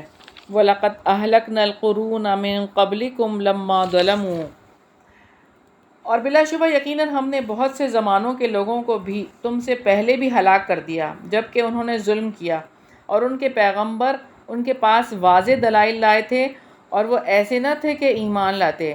ایسے ہی ہم مجرم لوگوں کو سزا دیتے ہیں۔ پھر ہم نے تمہیں ان کے بعد زمین میں جانشین بنا دیا تاکہ ہم دیکھیں کہ تم کیسے عمل کرتے ہو۔ رحمت عالم صلی اللہ علیہ وسلم نے فرمایا کہ دنیا ہری بھری اور میٹھی ہے، اور اللہ تعالیٰ تمہیں اس میں جانشین بنا کر دیکھنے والا ہے کہ تم کیسے عمل کرتے ہو۔ اس دنیا سے اور عورتوں کے فتنے سے بچتے رہو۔ اسرائیلیوں میں سب سے پہلا فتنہ عورتوں کی وجہ سے ہی پیدا ہوا تھا۔ یہ مسلم کی روایت ہے۔ پھر فرمایا، اور جب ان پر ہماری واضح آیات پڑھی جاتی ہیں تو جو لوگ ہماری ملاقات کی امید نہیں رکھتے وہ کہتے ہیں کہ اس کے علاوہ کوئی اور قرآن لاؤ یا اس کو بدل دو۔ آپ کہہ دیں، میرے لیے یہ ممکن نہیں ہے کہ میں اپنی جانب سے اسے بدل دوں، میں اس کی پیروی کرتا ہوں جو مجھ پر وحی کی جاتی ہے۔ بلا شبہ اگر میں اپنے رب کی نافرمانی کروں تو میں ایک بہت بڑے دن کے عذاب سے ڈرتا ہوں۔ اللہ تعالیٰ نے اپنے رسول کو حکم دیا ہے کہ آپ صلی اللہ علیہ وسلم سے کہہ دیں، نہ تو مجھے زیب دیتا ہے اور نہ ہی میرے لائق ہے کہ قرآن کو اپنی طرف سے بدل دوں، کیونکہ میں تو رسول ہوں اور رسول کا کام تو صرف اللہ تعالیٰ کا پیغام پہنچانا ہے، اور میرے اختیار میں یہ بات نہیں ہے۔ کلام اللہ مکمل ہے۔ رب العالمین نے انسان کی ضرورت اور مصلحتوں کے مطابق انسانوں کی ہدایت کے لیے اسے بھیجا ہے، اور رسول کا مقام صرف وحی کی پیروی کرنا ہے اور اسے پہنچا دینا ہے، اور رسول ڈرانے کے لیے آتے ہیں اور خوشخبریاں سنانے کے لیے آتے ہیں۔ پھر فرمایا، قُل لَوْ شَاءَ اللَّهُ مَا تَلَوْتُهُ عَلَيْكُمْ، آپ کہہ دیں کہ اگر اللہ تعالیٰ چاہتا تو نہ میں تمہارے سامنے اس کو پڑھتا اور نہ اللہ تعالیٰ تمہیں اس کی خبر دیتا، سو یقیناً اس سے پہلے میں تمہارے درمیان ایک عمر بسر کر چکا ہوں، تو کیا تم نہیں سمجھتے؟ یعنی کہ میں نے تمہارے اندر ایک طویل عمر یعنی 40 سال اس سے پہلے گزارے ہیں، اور قرآن مجید کی تلاوت اور تمہارے اس کو جان لینے سے قبل، اور میں نے کبھی اس کے بارے میں سوچا بھی نہیں تھا کہ یہ چیز کبھی میرے خواب و خیال میں بھی نہیں تھی، اور یہ اللہ تعالیٰ نے مجھے عنایت فرمائی۔ پھر فرمایا، فَمَنْ أَظْلَمُ مِمَّنِ افْتَرَىٰ عَلَى اللَّهِ كَذِبًا أَوْ كَذَّبَ بِآيَاتِهِ، پھر اس سے زیادہ ظالم اور کون ہے جس نے اللہ تعالیٰ پر جھوٹ باندھا یا اس کی آیات کو جھٹلایا؟ یقیناً مجرم لوگ فلاح نہیں پاتے۔ انسان حق کو جھٹلاتے ہیں کہ جب یہ دھڑکا نہیں ہوتا کہ وہ اپنے اقوال اور افعال کے لیے اللہ تعالیٰ کے آگے جواب دہ ہوں، ان کو جب اس بات کا یقین نہیں ہوتا کہ وہ اللہ تعالیٰ کے سامنے پیش ہوں گے، اس لیے وہ حق کو جھٹلاتے ہیں اور نظر انداز کر دیتے ہیں۔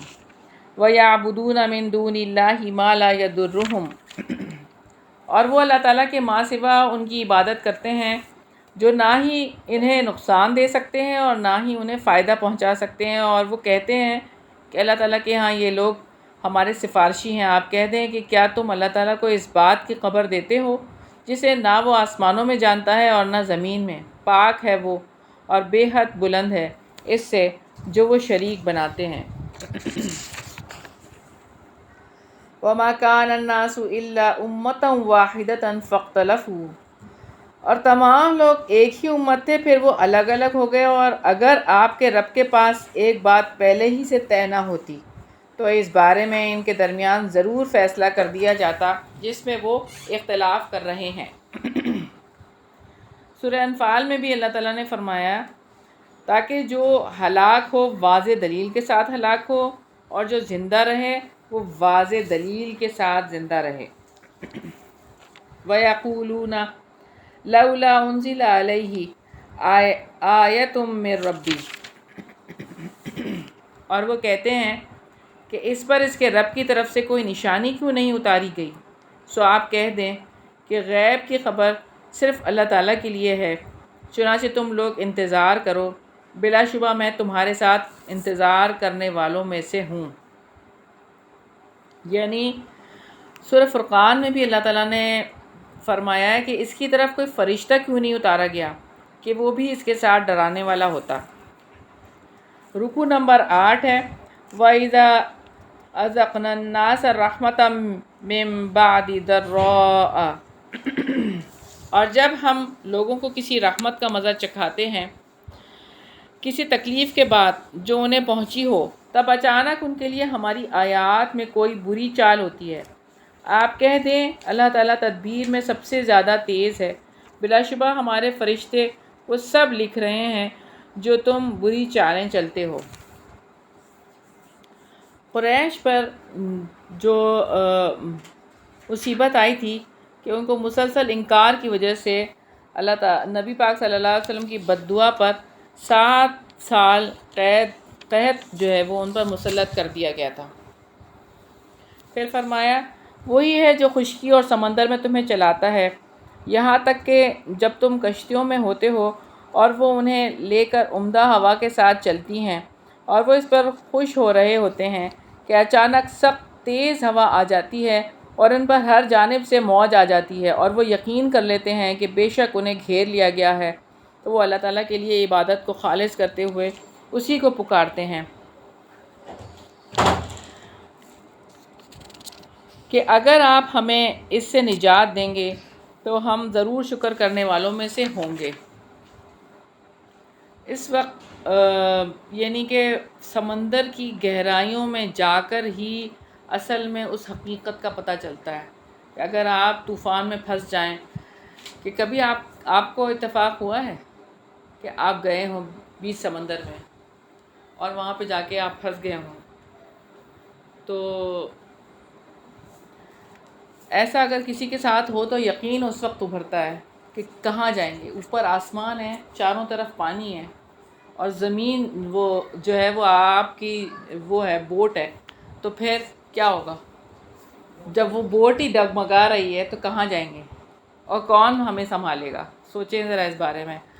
اس بات کی حقیقت جو تھی نا وہ کھلی کس کے اوپر تھی؟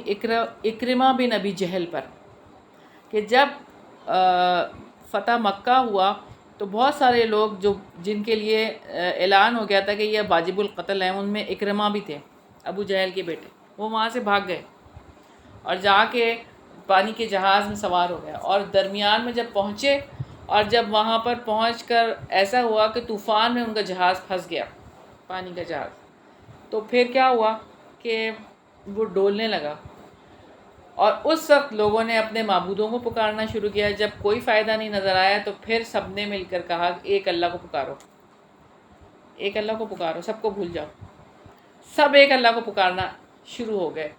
اس پر اکرمہ بن ابی جہل نے کہا یہی تو جھگڑا ہے، جھگڑا تو یہی ہے ایک اللہ کو پکارنے کا، اور اس کو اس وقت پہ پکارا جا رہا ہے، اور اگر میں بچ گیا تو میں آپ صلی اللہ علیہ وسلم کے ہاتھ پہ جا کے ایمان قبول کر لوں گا۔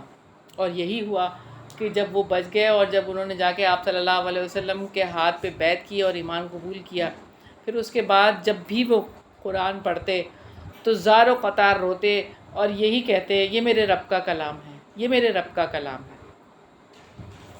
پھر فرمایا پھر اس نے جب انہیں نجات دے دی تب فوراً وہ زمین میں ناحق سرکشی کرتے ہیں۔ اے لوگو یقیناً تمہاری سرکشی تمہارے اپنے ہی خلاف ہے، دنیا کی زندگی کا فائدہ اٹھا لو، پھر ہماری طرف ہی تمہیں لوٹ کر آنا ہے تو ہم تمہیں بتا دیں گے جو تم عمل کیا کرتے تھے۔ انما مثل الحیات الدنیا کماء انزلناہ من السماء فاختلط به نبات الارض، دنیا کی زندگی کی مثال اس پانی جیسی ہے جسے ہم نے آسمان سے نازل کیا تو اس سے زمین کی اگنے والی چیزیں خوب مل جل گئیں، اس میں سے جو انسان اور چوپائے کھاتے ہیں، یہاں تک کہ زمین نے اپنی رونق لے لی اور خوب مزین ہو گئی، اور اس کے رہنے والوں نے یقین کر لیا کہ بے شک اب وہ اس پر قادر ہیں۔ تو ہمارا حکم رات کو یا دن کو آ گیا تو ہم نے اسے کٹی ہوئی کر دیا گویا کہ وہ کل یہاں کچھ بھی نہ تھی۔ ہم آیات کو ایسے ہی کھول کر بیان کرتے ہیں ان لوگوں کے لیے جو غور و فکر کرتے ہیں۔ دنیا کے فنا اور زوال کی مثال ایسی ہے کہ آسمان پر بادل چھا جائیں تو خوب بارشیں ہوں، پانی زمین جو ہے وہ پانی کو جذب کر لے اور ہر قسم کی نباتات طرح طرح کے چارے اور قسم قسم کے اناج اور رنگ رنگ کے پھول اور پھل اور انسانوں کے کھانے پینے کے لیے طرح طرح کی چیزیں اگائیں۔ تو یہاں پہ اللہ تعالیٰ نے یہ مثالیں دی ہیں کہ رونق آبادیاں تھیں، یہ سارا کچھ اللہ تعالیٰ نے کیا۔ دنیا کی زندگی کے لیے انسان اتنی کوششیں کرتا ہے، مگر دیکھتے ہیں کہ اس میں مگن جب ہو جاتا ہے بڑے مقاصد کے لیے کوششیں کرنے کا، اس کے پاس پھر وقت نہیں رہتا۔ مختصر زندگی کے لیے انسان سب کچھ لگا دیتا ہے اور ہمیشہ کی زندگی کے لیے انسان کی کوششوں کا کوئی حصہ نہیں ہوتا۔ تو اللہ تعالیٰ نے یہ ہمیں سمجھایا ہے یہاں پہ کہ جیسے بارش کو ثبات اور قرار نہیں، ایسے ہی زندگی کو ثبات اور قرار نہیں ہے۔ تو یہ وقتی چیز ہے اور یہ زندگی مستقل نہیں ہے، اس کو مستقل مت سمجھو۔ جیسے بارش سے زمین کی پیداوار گھنی ہو جاتی ہے، ایسے ہی انسان کو اللہ تعالیٰ عمدہ جسم دے دیتے ہیں اور دنیا کا اسباب دے دیتے ہیں کہ دنیا میں وہ کامیاب زندگی گزارتا ہے۔ اور پھر جس طرح سے اللہ تعالیٰ نے بارش زمین پر کوئی رونق لاتی ہے، ایسے ہی انسان کی زندگی میں کامیابیاں ہوتی ہیں۔ انسان یہ اعتماد ہو جاتا ہے کہ اس کا معاملہ اس کے اپنے اختیار میں ہے، تو پھر کیا ہوتا ہے؟ اچانک موت آ جاتی ہے۔ جیسے فصل کٹ کے ڈھیر ہو جاتی ہے، ایسے ہی انسان موت کے بعد اپنے آپ کو بے اختیار اور مجبور سمجھتا ہے۔ پھر فرمایا اور اللہ تعالیٰ سلامتی کے گھر کی طرف دعوت دیتا ہے، وَاللَّهُ يَدْعُو إِلَى دَارِ السَّلَامِ وَيَهْدِي مَن يَشَاءُ إِلَى صِرَاطٍ مُسْتَقِيمٍ، اور وہ جس کو چاہتا ہے سیدھے راستے کی طرف ہدایت دیتا ہے۔ اللہ تعالیٰ تو ہم سب کو سلامتی کے گھر کی طرف بلا رہے ہیں کہ اس گھر کے لیے کچھ کر لو، اور اس کے لیے اپنا وقت، اپنی صلاحیتیں، اپنا مال، اپنی جوانی، سب کچھ اس گھر کے لیے لگا دو۔ پھر فرمایا للذین احسنوا الحسنى وزیادہ، جن لوگوں نے نیکی کی ان کے لیے نہایت اچھا بدلہ ہے اور کچھ مزید ہے، اور ان کے چہروں کو نہ کوئی سیاہی ڈھانپے گی اور نہ کوئی ذلت، یہی لوگ جنت والے ہیں، وہ اس میں ہمیشہ رہنے والے ہیں۔ سیدنا جبریل علیہ السلام نے نبی پاک صلی اللہ علیہ وسلم سے سوال کیا تھا، مل احسان، احسان کیا ہے؟ آپ صلی اللہ علیہ وسلم نے فرمایا، احسان یہ ہے کہ تم اللہ تعالیٰ کی عبادت کرو گویا کہ تم اسے دیکھ رہے ہو، اور اگر یہ حالت نصیب نہ ہو کہ تم اس کو دیکھتے ہو تو یہ خیال کرو کہ وہ تو ضرور تمہیں دیکھتا ہے۔ یہ بخاری کی 50 نمبر روایت ہے۔ وَالَّذِينَ كَسَبُوا السَّيِّئَاتِ جَزَاءُ سَيِّئَةٍ بِمِثْلِهَا، اور جن لوگوں نے برائیاں کمائیں تو برائی کا بدلہ اس جیسا ہوگا، اور ان کو رسوائی ڈھانپی ہوگی، کوئی انہیں اللہ تعالیٰ سے بچانے والا نہ ہوگا، گویا ان کے چہرے سیاہ رات کے ٹکڑوں سے ڈھانپ دیے گئے ہیں۔ یہی لوگ آگ والے ہیں، وہ اس میں ہمیشہ رہنے والے ہیں۔ حشر کے میدان میں ابدی محرومی کے احساس سے درماندگی، خوف، ذلت، پریشانی اور تنگی کی وجہ سے چہروں پر سیاہی ہوگی، شدید مایوسی اور ابدی محرومی کی وجہ سے چہرے سیاہ پڑ جائیں گے، ایسی ناکامی کا احساس جو کبھی دوبارہ کامیابی میں نہیں بدل سکتا۔ وَيَوْمَ نَحْشُرُهُمْ جَمِيعًا ثُمَّ نَقُولُ لِلَّذِينَ أَشْرَكُوا، اور جس دن ہم ان سب کو جمع کریں گے، پھر ہم ان لوگوں سے کہیں گے جنہوں نے شریک بنائے کہ تم اور تمہارے شریک اپنی جگہ رہو، پھر ہم ان کے درمیان علیحدگی کر دیں گے اور ان کے شریک کہیں گے کہ تم ہماری عبادت تو نہیں کرتے تھے، یعنی ہم بات بدنی اور بات قلبی کے ذریعے ان کے درمیان جدائی ڈال دیں گے۔ دنیا میں وہ ایک دوسرے کے لیے خالص محبت اور مودت رکھتے تھے، اب ان کے درمیان سخت عداوت ہوگی، یہ محبت اور دوستی سخت عداوت اور بغض میں بدل جائے گی۔ پھر فرمایا، سو ہمارے اور تمہارے درمیان اللہ تعالیٰ ہی گواہ کافی ہے، بلا شبہ ہم تمہاری عبادت سے یقیناً بے خبر تھے۔ وہاں ہر نفس جانچ لے گا جو اس نے آگے بھیجا، اور وہ اللہ تعالیٰ کی طرف لوٹائے جائیں گے، ان کا حقیقی مالک ہے، اور ان سے گم ہو جائے گا وہ جھوٹ جو وہ گھڑا کرتے تھے۔ آپ کہہ دیں کہ کون تمہیں آسمان اور زمین سے رزق دیتا ہے، یا کون ہے جو کانوں اور آنکھوں کا مالک ہے، اور کون زندہ کو مردہ سے نکالتا ہے اور مردہ کو زندہ سے نکالتا ہے، اور کون ہر کام کی تدبیر کرتا ہے۔ تو جلد ہی وہ کہیں گے اللہ تعالیٰ، کہو تو کیا تم ڈرتے نہیں؟ تو یہاں ہم دیکھتے ہیں کہ انسان کو کائنات کے اجتماعی عمل سے رزق ملتا ہے۔ ساری کائنات ہم آہنگی کے ساتھ ایک رخ پر عمل کرتی ہے، تب رزق کا ملنا ممکن ہوتا ہے۔ پھر فرمایا، سو وہ اللہ تعالیٰ تمہارا حقیقی رب ہے، پھر حق کے بعد گمراہی کے سوا کیا ہے؟ پھر تم کدھر پھیرے جا رہے ہو؟ یہ اس لیے ہے کہ یقیناً اللہ تعالیٰ ہی حق ہے، اور یقیناً وہ سب باطل ہیں جنہیں وہ اللہ کے سوا پکارتے ہیں۔ یہ سورہ حج کی آیت ہے۔ پھر فرمایا، کذالک حقت کلمۃ ربک علی الذین فسقوا انہم لا یؤمنون۔ ایسے ہی تیرے رب کی بات ان لوگوں پر سچی ہو گئی جنہوں نے نافرمانی کی کہ یقیناً وہ ایمان نہیں لائیں گے۔ اللہ تعالیٰ کی مخلوق کے بارے میں یہ سنت ہے کہ وہ گمراہی اختیار کرتے ہیں، فطرت کی پکار نہیں سنتے، تو کبھی ایمان کے راستے پر نہیں چل سکتے۔ آپ کہہ دیں کہ کیا تمہارے شریکوں میں سے کوئی ہے جو تخلیق کی ابتدا کرتا ہے، پھر اس کو دوبارہ بناتا ہو؟ آپ کہہ دیں اللہ تعالیٰ ہی تخلیق کی ابتدا کرتا ہے، پھر اسے وہ دوبارہ بناتا ہے، تو تم کہاں بہکائے جاتے ہو؟ آپ کہہ دیں کیا تمہارے شریکوں میں کوئی ہے جو حق کی طرف رہنمائی کرتا ہو؟ آپ کہہ دیں اللہ تعالیٰ ہی حق کے لیے رہنمائی کرتا ہے، تو کیا جو حق کی طرف رہنمائی کرتا ہے وہ اس بات کا زیادہ حقدار ہے کہ اس کی پیروی کی جائے، یا وہ جو خود ہی راستہ نہ پاتا ہو سوائے اس کے کہ اسے راستہ بتایا جائے؟ تو کیا ہے تم کیسے فیصلے کرتے ہو؟ وہ اپنے دلائل سے الہام اور توفیق سے حق کی طرف رہنمائی کرتا ہے اور سیدھے راستے پر چلنے کے لیے مدد دیتا ہے۔ گمراہوں اور ٹیڑھے دل والوں کو سیدھا راستہ دکھانا سچے معبود کا کام ہے، اس کے سوا کوئی عبادت کا حق نہیں رکھتا۔ پھر فرمایا، وَمَا يَتَّبِعُ أَكْثَرُهُمْ إِلَّا ظَنًّا، ان میں سے اکثر لوگ نہیں پیروی کرتے مگر ایک گمان کی، یقیناً گمان حق کے مقابلے میں کچھ بھی کام نہیں دیتا۔ یقیناً اللہ تعالیٰ خوب جاننے والا ہے جو بھی وہ کرتے ہیں۔ انسان کے لیے کسی گمان کو خوشنما بنا دینا شیطان کا کام ہے۔ وہ گمراہی کو دل پسند عقیدہ بنا دیتا ہے تو لوگ اسی کو حق سمجھنے لگتے ہیں، حالانکہ اس کی حقیقت کچھ بھی نہیں ہوتی۔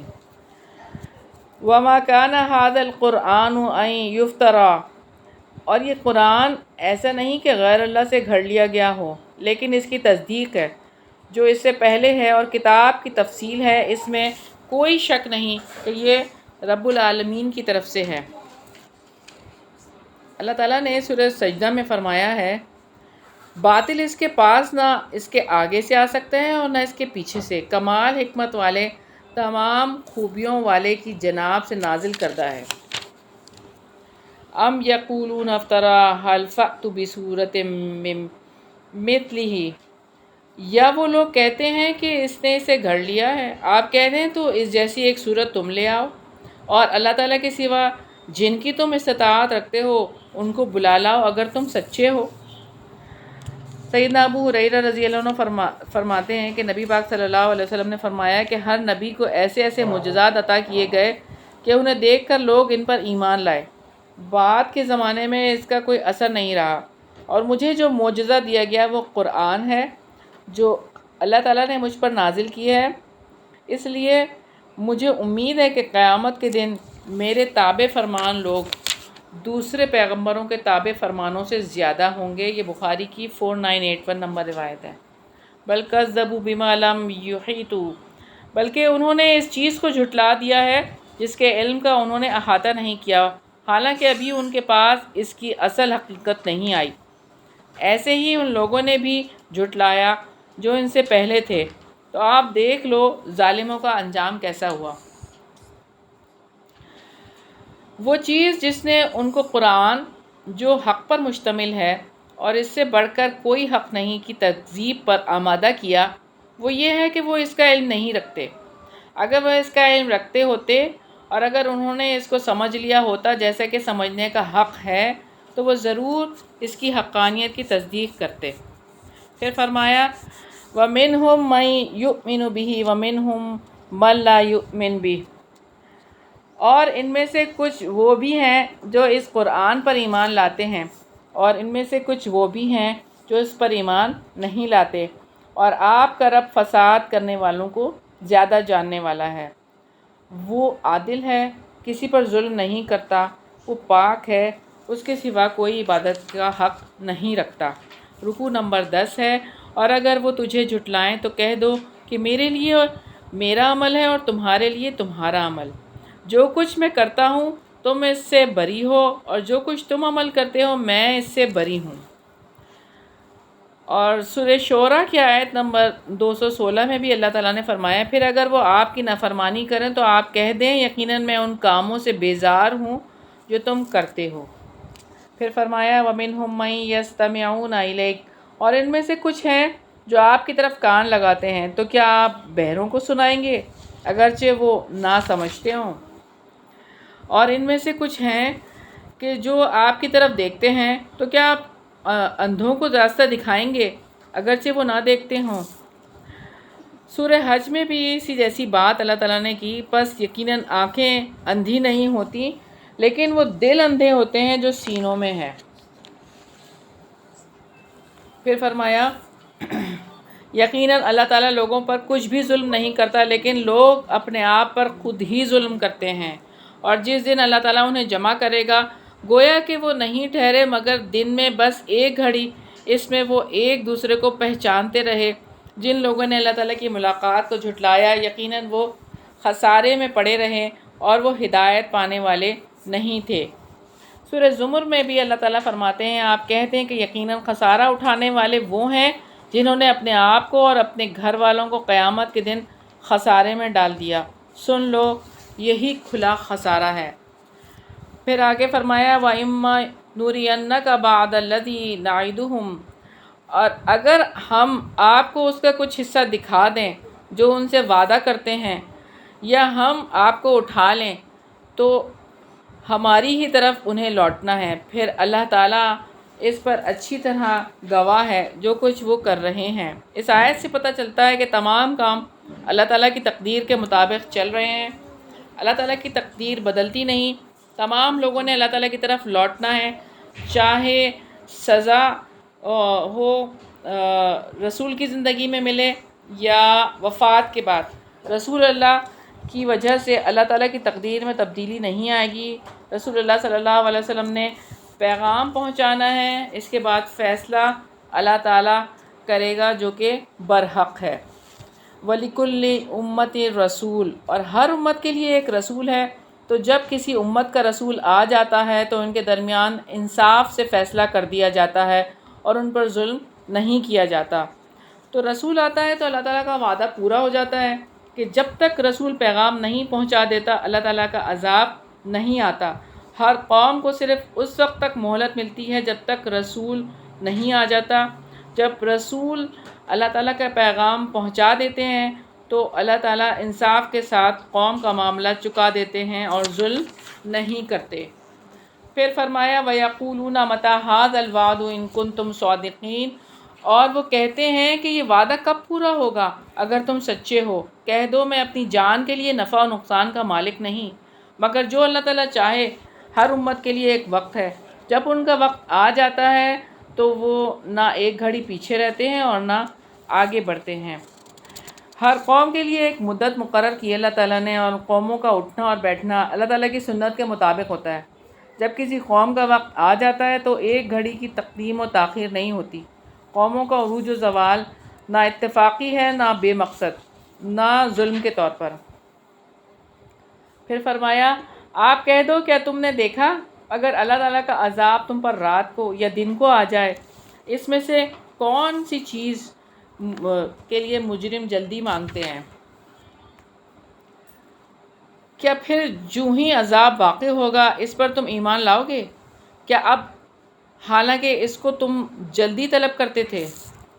پھر ان لوگوں سے کہا جائے گا جنہوں نے ظلم کیا کہ ہمیشگی کا عذاب چکھو، تمہیں بدلہ نہیں دیا جائے گا مگر اس کا جو تم کماتے تھے۔ وَيَسْتَنبِئُونَكَ أَحَقٌّ هُوَ، اور وہ آپ سے پوچھتے ہیں کہ کیا واقعی حق ہے؟ آپ فرما دیں کہ ہاں میرے رب کی قسم یقیناً وہ حق ہے اور تم ہرگز عاجز کرنے والے نہیں۔ رکوع نمبر 11 ہے۔ اور اگر ہر نفس کے لیے جس نے ظلم کیا وہ سب کچھ ہو جو زمین میں ہے، اور وہ اس کو ضرور فدیے میں دے دے گا، اور وہ شرمندگی کو چھپائیں گے جب وہ عذاب دیکھیں گے، اور ان کے درمیان انصاف کے ساتھ فیصلہ کیا جائے گا اور ان پر ظلم نہیں کیا جائے گا۔ سیدنا انس رضی اللہ عنہ سے روایت ہے کہ نبی پاک صلی اللہ علیہ وسلم نے فرمایا، کافروں کو قیامت کے دن کہا جائے گا اگر آپ کے پاس زمین بھر سونا ہو تو کیا اسے فدیے میں دے دو گے؟ فرمایا تو وہ کہے گا ہاں۔ فرمایا تو وہ کہے گا میں نے تمہیں جس چیز کا مکلف بنایا تھا، یعنی اللہ تعالیٰ فرمائیں گے کہ تمہیں جس چیز کا مکلف فرمایا تھا وہ تو اس سے بھی بہت آسان تھی۔ اللہ تعالیٰ نے فرمایا ان کے لیے جہنم ہے جہاں یہ داخل ہوں گے اور بہت ہی برا ٹھکانہ ہے۔ پھر فرمایا الا ان للہ ما فی السماوات والارض، سن لو بلا شبہ اللہ تعالیٰ کے لیے ہے جو آسمانوں اور جو زمین میں ہے۔ سن لو بلا شبہ اللہ تعالیٰ کا وعدہ سچا ہے لیکن ان کے اکثر لوگ نہیں جانتے۔ وہی زندگی عطا کرتا ہے اور وہی موت دیتا ہے اور اسی کی طرف تم لوٹائے جاؤ گے۔ یا ایہا الناس قد جاءتکم موعظۃ من ربکم وشفاء لما فی الصدور وہدی ورحمۃ للمؤمنین، اے لوگو بلا شبہ تمہارے رب کی جانب سے تمہارے پاس عظیم نصیحت آ گئی ہے اور شفا ہے اس کے لیے جو دلوں میں ہے، اور مومنوں کے لیے ہدایت اور رحمت ہے۔ سیدنا عمر رضی اللہ عنہ سے مروی ہے کہ نبی پاک صلی اللہ علیہ وسلم نے فرمایا کہ اللہ تعالیٰ اسی کتاب کے ذریعے لوگوں کو بلند کرتا ہے اور اسی کتاب کے ذریعے لوگوں کو پست اور ذلیل کرتا ہے۔ سیدنا زید بن ارقم رضی اللہ عنہ سے روایت ہے رسول اللہ صلی اللہ علیہ وسلم نے فرمایا اللہ تعالیٰ کی کتاب میں ہدایت ہے اور روشنی ہے، جس نے اس کو مضبوطی سے پکڑ رکھا وہ ہدایت پر قائم ہو گیا اور جس نے غفلت برتی وہ گمراہ ہو گیا۔ اور زید بن ارقم کی دوسری روایت میں یہ الفاظ ملتے ہیں کہ اللہ تعالیٰ کی کتاب جو اللہ تعالیٰ کی رسی ہے، جو اس کی پیروی کرے گا ہدایت پر ہوگا اور جو اسے چھوڑ دے گا گمراہ ہو جائے گا۔ مسلم کی 6228 نمبر روایت ہے۔ قل بفضل اللہ وبرحمتہ فبذلک فلیفرحوا ھو خیر مما یجمعون، آپ کہہ دیں یہ اللہ تعالیٰ کے فضل اور اس کی رحمت سے ہے، سو اسی کے ساتھ تو لازم ہے کہ وہ خوش ہوں، وہ ان تمام چیزوں سے بہتر ہے جسے لوگ جمع کرتے ہیں۔ یعنی یہ قرآن مجید اس فانی دنیا اور اس کے برے اثرات سے جن کی انسان طاقت نہیں رکھتا ان سب سے بہتر ہے، تو اسی کے اوپر خوشیاں منانی ہیں۔ اس قرآن کے فضل کو، اللہ تعالیٰ کا فضل قرآن اور اس کی رحمت قرآن ہے، تو قرآن اپنا بنانا ہے اور اس مشن کو اپنانا ہے، چاہے اس کو ناظرہ پڑھنا سیکھیں، چاہے ترجمہ پڑھنا سیکھیں، اس کے لیے اپنا وقت لگائیں، اس کے لیے اپنی صلاحیتیں لگائیں، اسی کے لیے اپنا سب کچھ لگائیں، کیونکہ یہی راہ نجات ہے۔ آج ہم باقی سارے کاموں کے لیے اپنا وقت، صلاحیت، مال سب کچھ خرچ کر رہے ہیں، لیکن اس کتاب کو ہم نے پس پش ڈال دیا ہے۔ اللہ تعالیٰ ہم سے ضرور سوال کریں گے، آپ اپنے آپ سے بھی ضرور سوال کریں کہ آپ کس اسٹیج پہ کھڑے ہیں۔ فرمایا آپ کہہ دیں کہ تمہارا کیا خیال ہے جو رزق اللہ تعالیٰ نے تمہارے لیے اتارا ہے، تم نے اس میں سے خود ہی کچھ حرام اور کچھ حلال بنا لیا ہے؟ آپ کہہ دیں کہ کیا اللہ تعالیٰ نے تمہارے لیے اس کی اجازت دی ہے یا تم اللہ تعالیٰ پر جھوٹ باندھتے ہو؟ اور کیا خیال ہے ان لوگوں کا جو اللہ تعالیٰ پر جھوٹ باندھتے ہیں قیامت کے دن کے بارے میں؟ یقیناً اللہ تعالیٰ لوگوں پر بڑا فضل فرمانے والا ہے، لیکن اکثر لوگ شکر ادا نہیں کرتے۔ تو انسان کے دل میں اللہ کا شکر اور اس کا جذبہ کب پیدا ہوتا ہے؟ جب اللہ تعالیٰ کے دیے ہوئے رزق کو اللہ تعالیٰ کی عطا سمجھے اور اس کے بتائے ہوئے طریقوں کے مطابق اسے استعمال کرے، اس کے دل میں شکر اللہ تعالیٰ کے لیے ابھرتا ہے، اور شیطان کوشش کرتا ہے کہ رزق کو استعمال کرتے ہوئے اللہ تعالیٰ کی یاد اسے نہ آئے، اور اس طرح انسان پھر ناشکرہ بن جاتا ہے۔ رکوع نمبر 12 ہے، اور آپ کسی حال میں نہیں ہوتے کہ وہ، اور نہ آپ اس کی طرف سے قرآن میں سے کچھ پڑھتے ہیں اور نہ کوئی عمل کرتے ہیں، مگر ہم تمہارے اوپر گواہ ہوتے ہیں جب تم اس میں مشغول ہوتے ہو، اور آپ کے رب سے نہ کوئی ذرہ برابر چیز زمین میں غائب ہوتی ہے اور نہ آسمان میں، اور نہ اس سے چھوٹی اور نہ بڑی، مگر ایک واضح کتاب میں ہے۔ سن لو، بلا شبہ اللہ تعالیٰ کے دوستوں پر نہ کوئی خوف ہے اور نہ وہ غمگین ہوں گے۔ تو عبداللہ بن مسعود رضی اللہ عنہ اور سیدنا عبداللہ بن عباس رضی اللہ عنہما اور بہت سے سلف صالحین فرماتے ہیں کہ اولیاء اللہ وہ ہیں جن کا چہرہ دیکھنے سے اللہ تعالیٰ یاد آ جائے۔ پھر فرمایا، جو لوگ ایمان لائے اور وہ اللہ تعالیٰ سے ڈرتے تھے، ان کے لیے دنیا کی زندگی میں بھی اور آخرت میں بھی خوشخبری ہے، اللہ تعالیٰ کی باتوں میں کوئی تبدیلی نہیں، یہی بہت بڑی کامیابی ہے۔ سیدنا ابو ذر رضی اللہ عنہ نے عرض کیا، یا رسول اللہ صلی اللہ علیہ وسلم، ارشاد فرمائیے، ایک شخص کوئی خیر کا کام کرتا ہے اور لوگ اس کی تعریف کرتے ہیں، اس کی وجہ سے اس کا ثواب ختم تو نہیں ہو جاتا، جبکہ اس نے وہ عمل اللہ تعالیٰ کے لیے کیا ہے؟ آپ نے فرمایا، یہ تو مومن کے لیے ایک بشارت ہے جو اسے دنیا میں پہلے ہی مل گئی۔ مسلم کی روایت ہے 332۔ پھر فرمایا، اور ان کی بات آپ کو غم زدہ نہ کرے، یقیناً ساری کی ساری عزت اللہ تعالیٰ ہی کے لیے ہے، وہ سب کچھ سننے والا، سب کچھ جاننے والا ہے۔ جھٹلانے والوں کی باتیں آپ صلی اللہ علیہ وسلم کی عزت کو کم اور ان کی زیادہ نہیں کر سکتی۔ عزت تو ساری کی ساری اللہ تعالیٰ کے اختیار میں، جیسے کہ اللہ تعالیٰ نے سورہ فاطر میں بھی فرمایا، جو عزت کا ارادہ رکھتا ہو تو عزت ساری کی ساری اللہ تعالیٰ کے لیے ہے۔ پھر فرمایا، سن لو، جو کچھ آسمانوں میں ہے اور جو کچھ زمین میں ہے یقیناً اللہ تعالیٰ کے لیے ہے، اور جو لوگ اللہ تعالیٰ کے سوا دوسروں کو پکارتے ہیں وہ کسی قسم کے شریکوں کی پیروی نہیں کر رہے، وہ گمان کے سوا کسی کی پیروی نہیں کرتے، اور وہ محض قیاس آرائیاں کرتے ہیں۔ تو زمین و آسمان کی اصل سچائی تک حقیقی علم وحی کے ذریعے پہنچتا ہے۔ اللہ تعالیٰ نے اپنے پیغمبروں کے ذریعے ہمارے لیے یہ چیز علم جو ہے وہ پہنچایا، اور اللہ تعالیٰ نے ہمیں اس علم پہ بھروسہ کرنے کے لیے کہا۔ پھر فرمایا، هو الذی جعل لکم اللیل لتسکنوا فیہ والنہار مبصرا، وہی ہے جس نے تمہارے لیے رات بنائی تاکہ تم اس میں سکون حاصل کرو، اور دن کو روشن بنایا، اس میں یقیناً ان لوگوں کے لیے واقعتاً نشانیاں ہیں جو سنتے ہوں۔ وہ کہتے ہیں کہ اللہ تعالیٰ نے اولاد بنا رکھی ہے، وہ پاک ہے، وہ بے پرواہ ہے، اسی کا ہے جو کچھ آسمانوں میں ہے اور جو کچھ زمین میں ہے، تمہارے پاس اس کی کوئی دلیل نہیں، کیا تم اللہ تعالیٰ پر وہ کہتے ہو جو تم جانتے ہی نہیں ہو؟ آپ کہہ دیں، یقیناً جو اللہ تعالیٰ پر جھوٹ باندھتے ہیں وہ فلاح نہیں پائیں گے، دنیا میں تھوڑا سا فائدہ ہے، پھر ہماری ہی جانب انہیں لوٹنا ہے، پھر ہم انہیں سخت عذاب چکھائیں گے اس وجہ سے جو وہ کرتے تھے۔ تو جو لوگ اللہ تعالیٰ کی اولاد بناتے ہیں ان کے لیے وعید ہے کہ دنیا کی زندگی میں مزے کر لو، یہاں کی کامیابی ہمیشہ کی نہیں ہے، اللہ کی طرف پلٹنا ہے اور دردناک عذاب سے دوچار ہونا ہے۔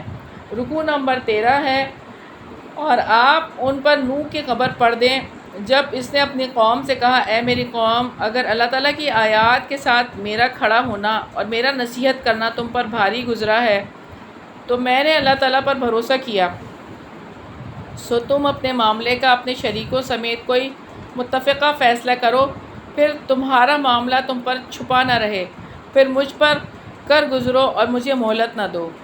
نوح علیہ السلام نے ان کے گھڑے ہوئے معبودوں کو جب ساتھ ملانے اور کارروائی کرنے کا حکم دیا مگر وہ کچھ نہ کر سکے۔ اس سے معلوم ہوا کہ نوح علیہ السلام سچے اور قوم کے لوگ اپنی دھمکیوں میں جھوٹے تھے۔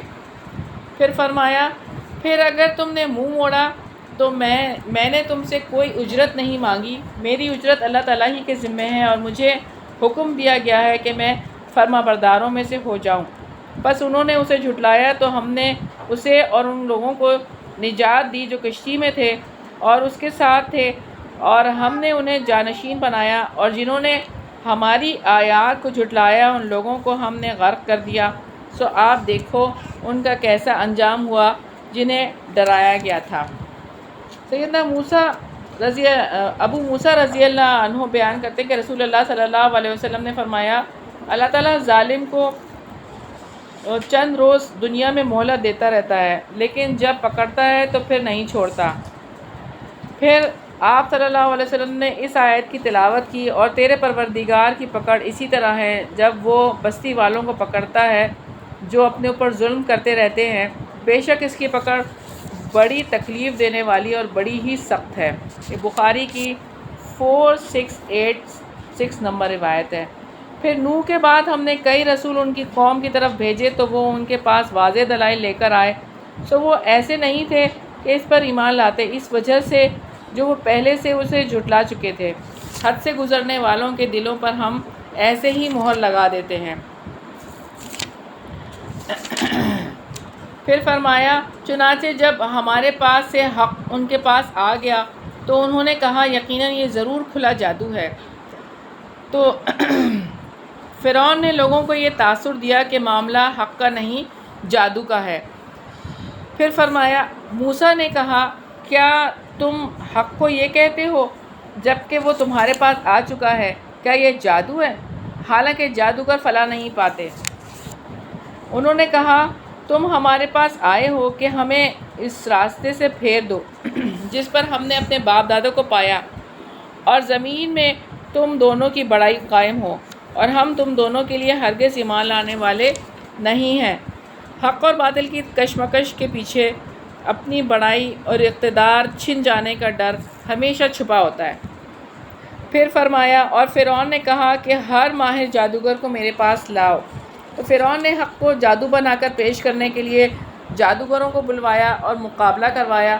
فرعون کو یہ یقین تھا کہ جادوگر کے زور سے وہ سیدنا موسیٰ علیہ السلام کو شکست دے دے گا، اس لیے اس نے جادوگروں کو بلانے کا فیصلہ کیا۔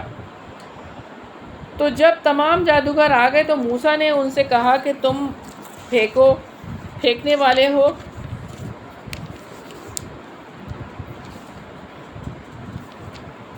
پھر جب انہوں نے پھینکا، موسیٰ نے کہا کہ تم جو کچھ لائے ہو وہ جادو ہے، یقیناً اللہ تعالیٰ جلد ہی اسے باطل کر دے گا، بلا شبہ اللہ تعالیٰ فساد برپا کرنے والوں کے کام درست نہیں کرتا۔ تو موسیٰ علیہ السلام نے جب تھوڑا سا ڈر محسوس کیا تو اللہ تعالیٰ نے یہ فرمایا ہے کہ آپ ڈرے نہیں اور پھینک دیں، اور آپ کے دائیں ہاتھ میں جو ہے وہ آپ پھینک دیں۔ تو پھر کیا ہوا کہ وہ جو کچھ بھی تھا جھوٹ، وہ جو لاٹھی اژدہا بن گئی، اور پھر اس نے سب کچھ جادو کی چال جو ہے وہ نگل لی، اور جادوگر کبھی بھی کامیاب نہیں ہوتے جہاں سے بھی وہ آئیں۔ پھر اللہ تعالیٰ فرماتے ہیں، وَيُحِقُّ اللَّهُ الْحَقَّ بِكَلِمَاتِهِ وَلَوْ كَرِهَ الْمُجْرِمُونَ، اور اللہ تعالیٰ اپنی باتوں سے حق کو حق کر دیتا ہے خواہ مجرم برا سمجھیں۔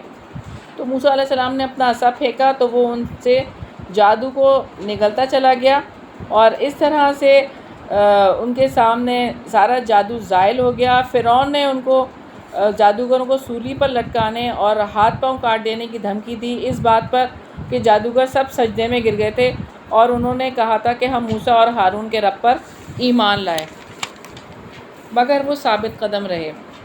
پھر فرمایا، رکوع نمبر 14 ہے، موسیٰ پر اس کی قوم کے چند لڑکوں کے سوا کوئی ایمان نہ لایا، فرعون کے اور اس کے سرداروں کے ڈر سے کہ وہ انہیں کسی فتنے میں نہ ڈال دیں، اور بلا شبہ فرعون زمین میں سرکش تھا اور یقیناً وہ بلا شبہ حد سے گزرنے والوں میں سے تھا۔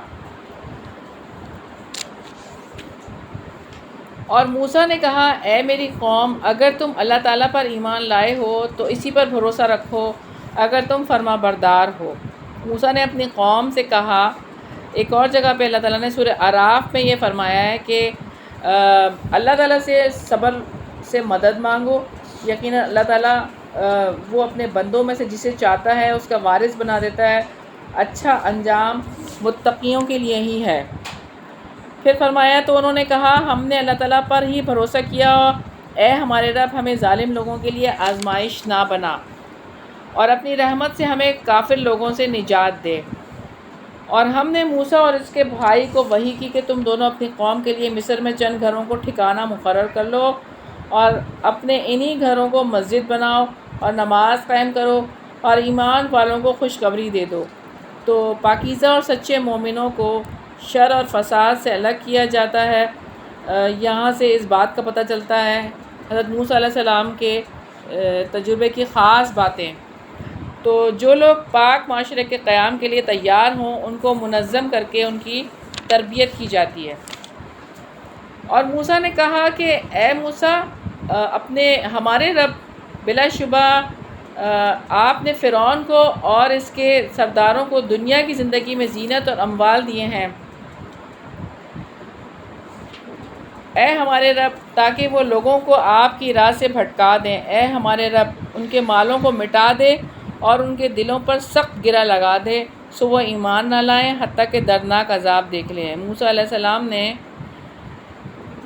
بد دعا کی اور کہ فرعون اور اس کے سرداروں کو دنیا کا ساز و سامان دیا اللہ تعالیٰ نے، تو ان کے لیے یہ ساری باتیں حضرت موسیٰ علیہ السلام نے کہیں، کیونکہ وہ دنیا میں لگ گئے اور آخرت کو بھول گئے تھے۔ اللہ تعالیٰ نے فرمایا کہ بلا شبہ تم دونوں کی دعا قبول کر لی گئی، چنانچہ تم دونوں ثابت قدم رہو اور ان کے راستے کی ہرگز اتباع نہ کرو جو نہیں جانتے۔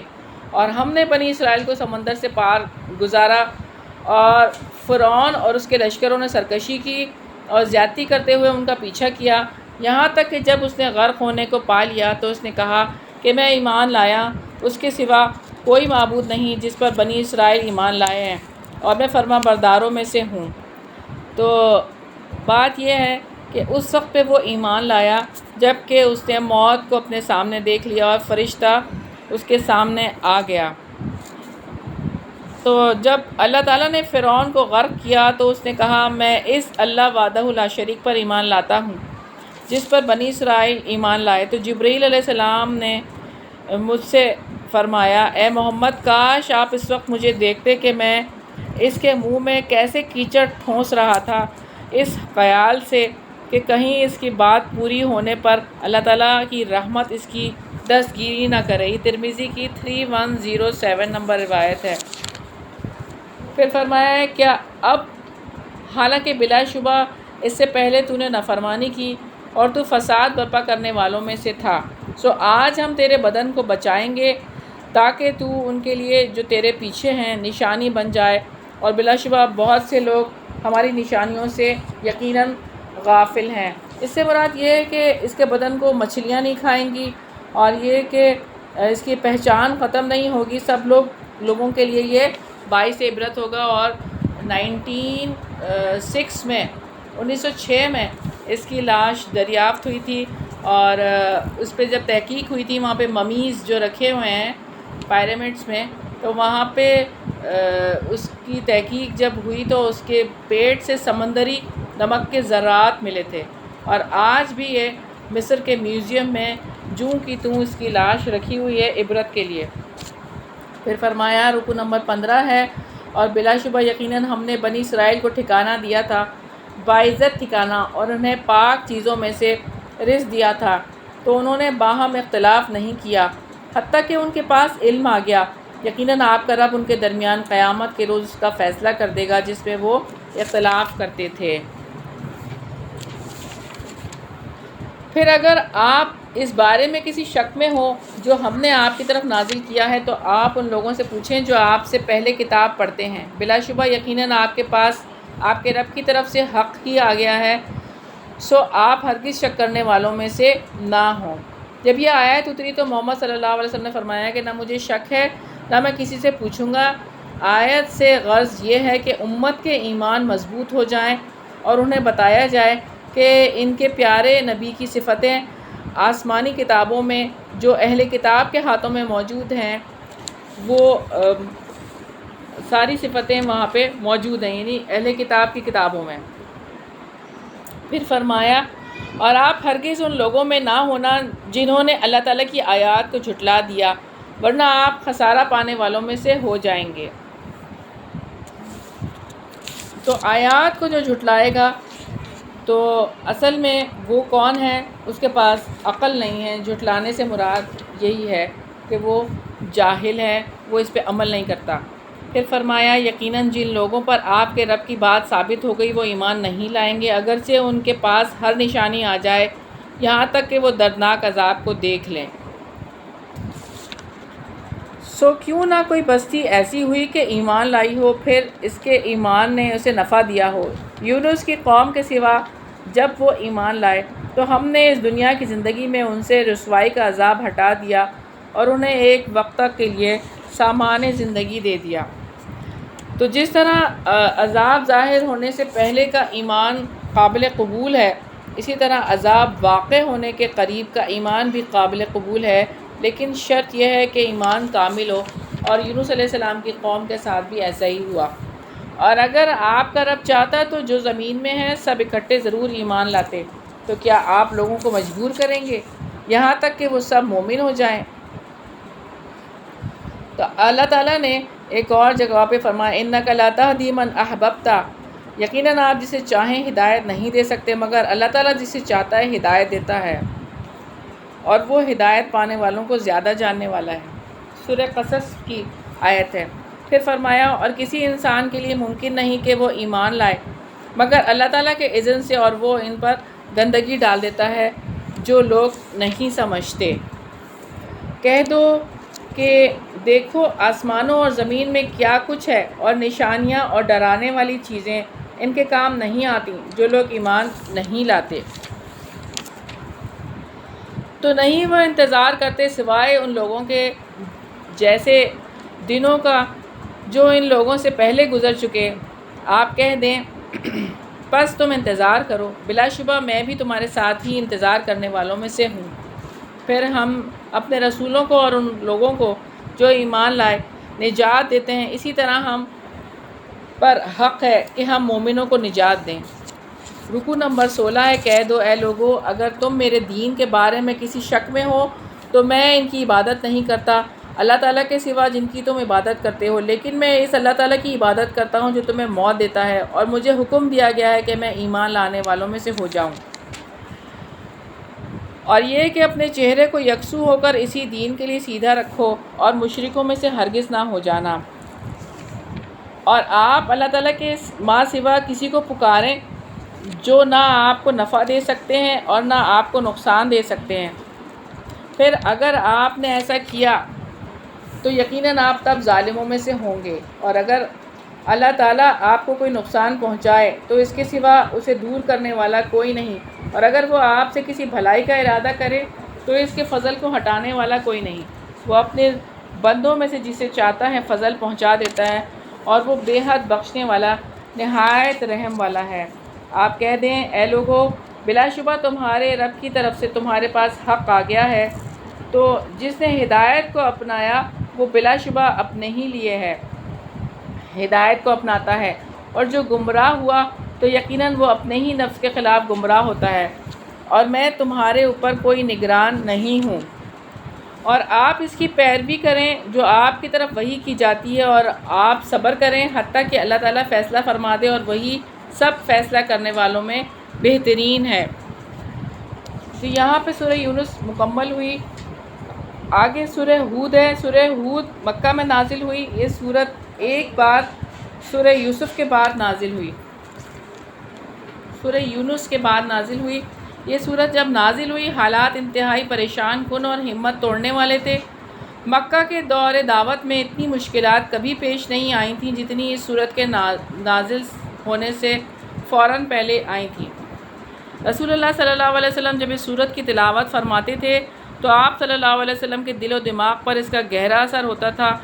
آپ صلی اللہ علیہ وسلم کو مکہ والوں کی سرکشی اور اللہ تعالیٰ سے بغاوت کی وجہ سے خوف آتا تھا کہیں ان پر اللہ تعالیٰ کا عذاب نہ نازل ہو جائے۔ سیدنا ابو بکر رضی اللہ عنہ فرماتے ہیں کہ میں نے پوچھا یا رسول اللہ صلی اللہ علیہ وسلم آپ کو کس چیز نے بوڑھا کر دیا؟ فرمایا سورہ ہود، واقعہ، النبا اور تکویر نے۔ سیدنا ابن عباس رضی اللہ عنہما فرماتے ہیں ابو بکر رضی اللہ عنہ نے کہا یا رسول اللہ صلی اللہ علیہ وسلم آپ بوڑھے ہو گئے ہیں، تو فرمایا مجھے ہود، واقعہ، مرسلات، نبا اور تکویر نے بوڑھا کر دیا۔ آخری آیات ہیں بسم اللہ الرحمن الرحیم، الف لام را۔ الف لام را ایک کتاب ہے جس کی آیات پختہ کی گئے ہیں، پھر کمال حکمت والے، پوری خبر رکھنے والے کی طرف سے تفصیل سے بیان کی گئی ہیں۔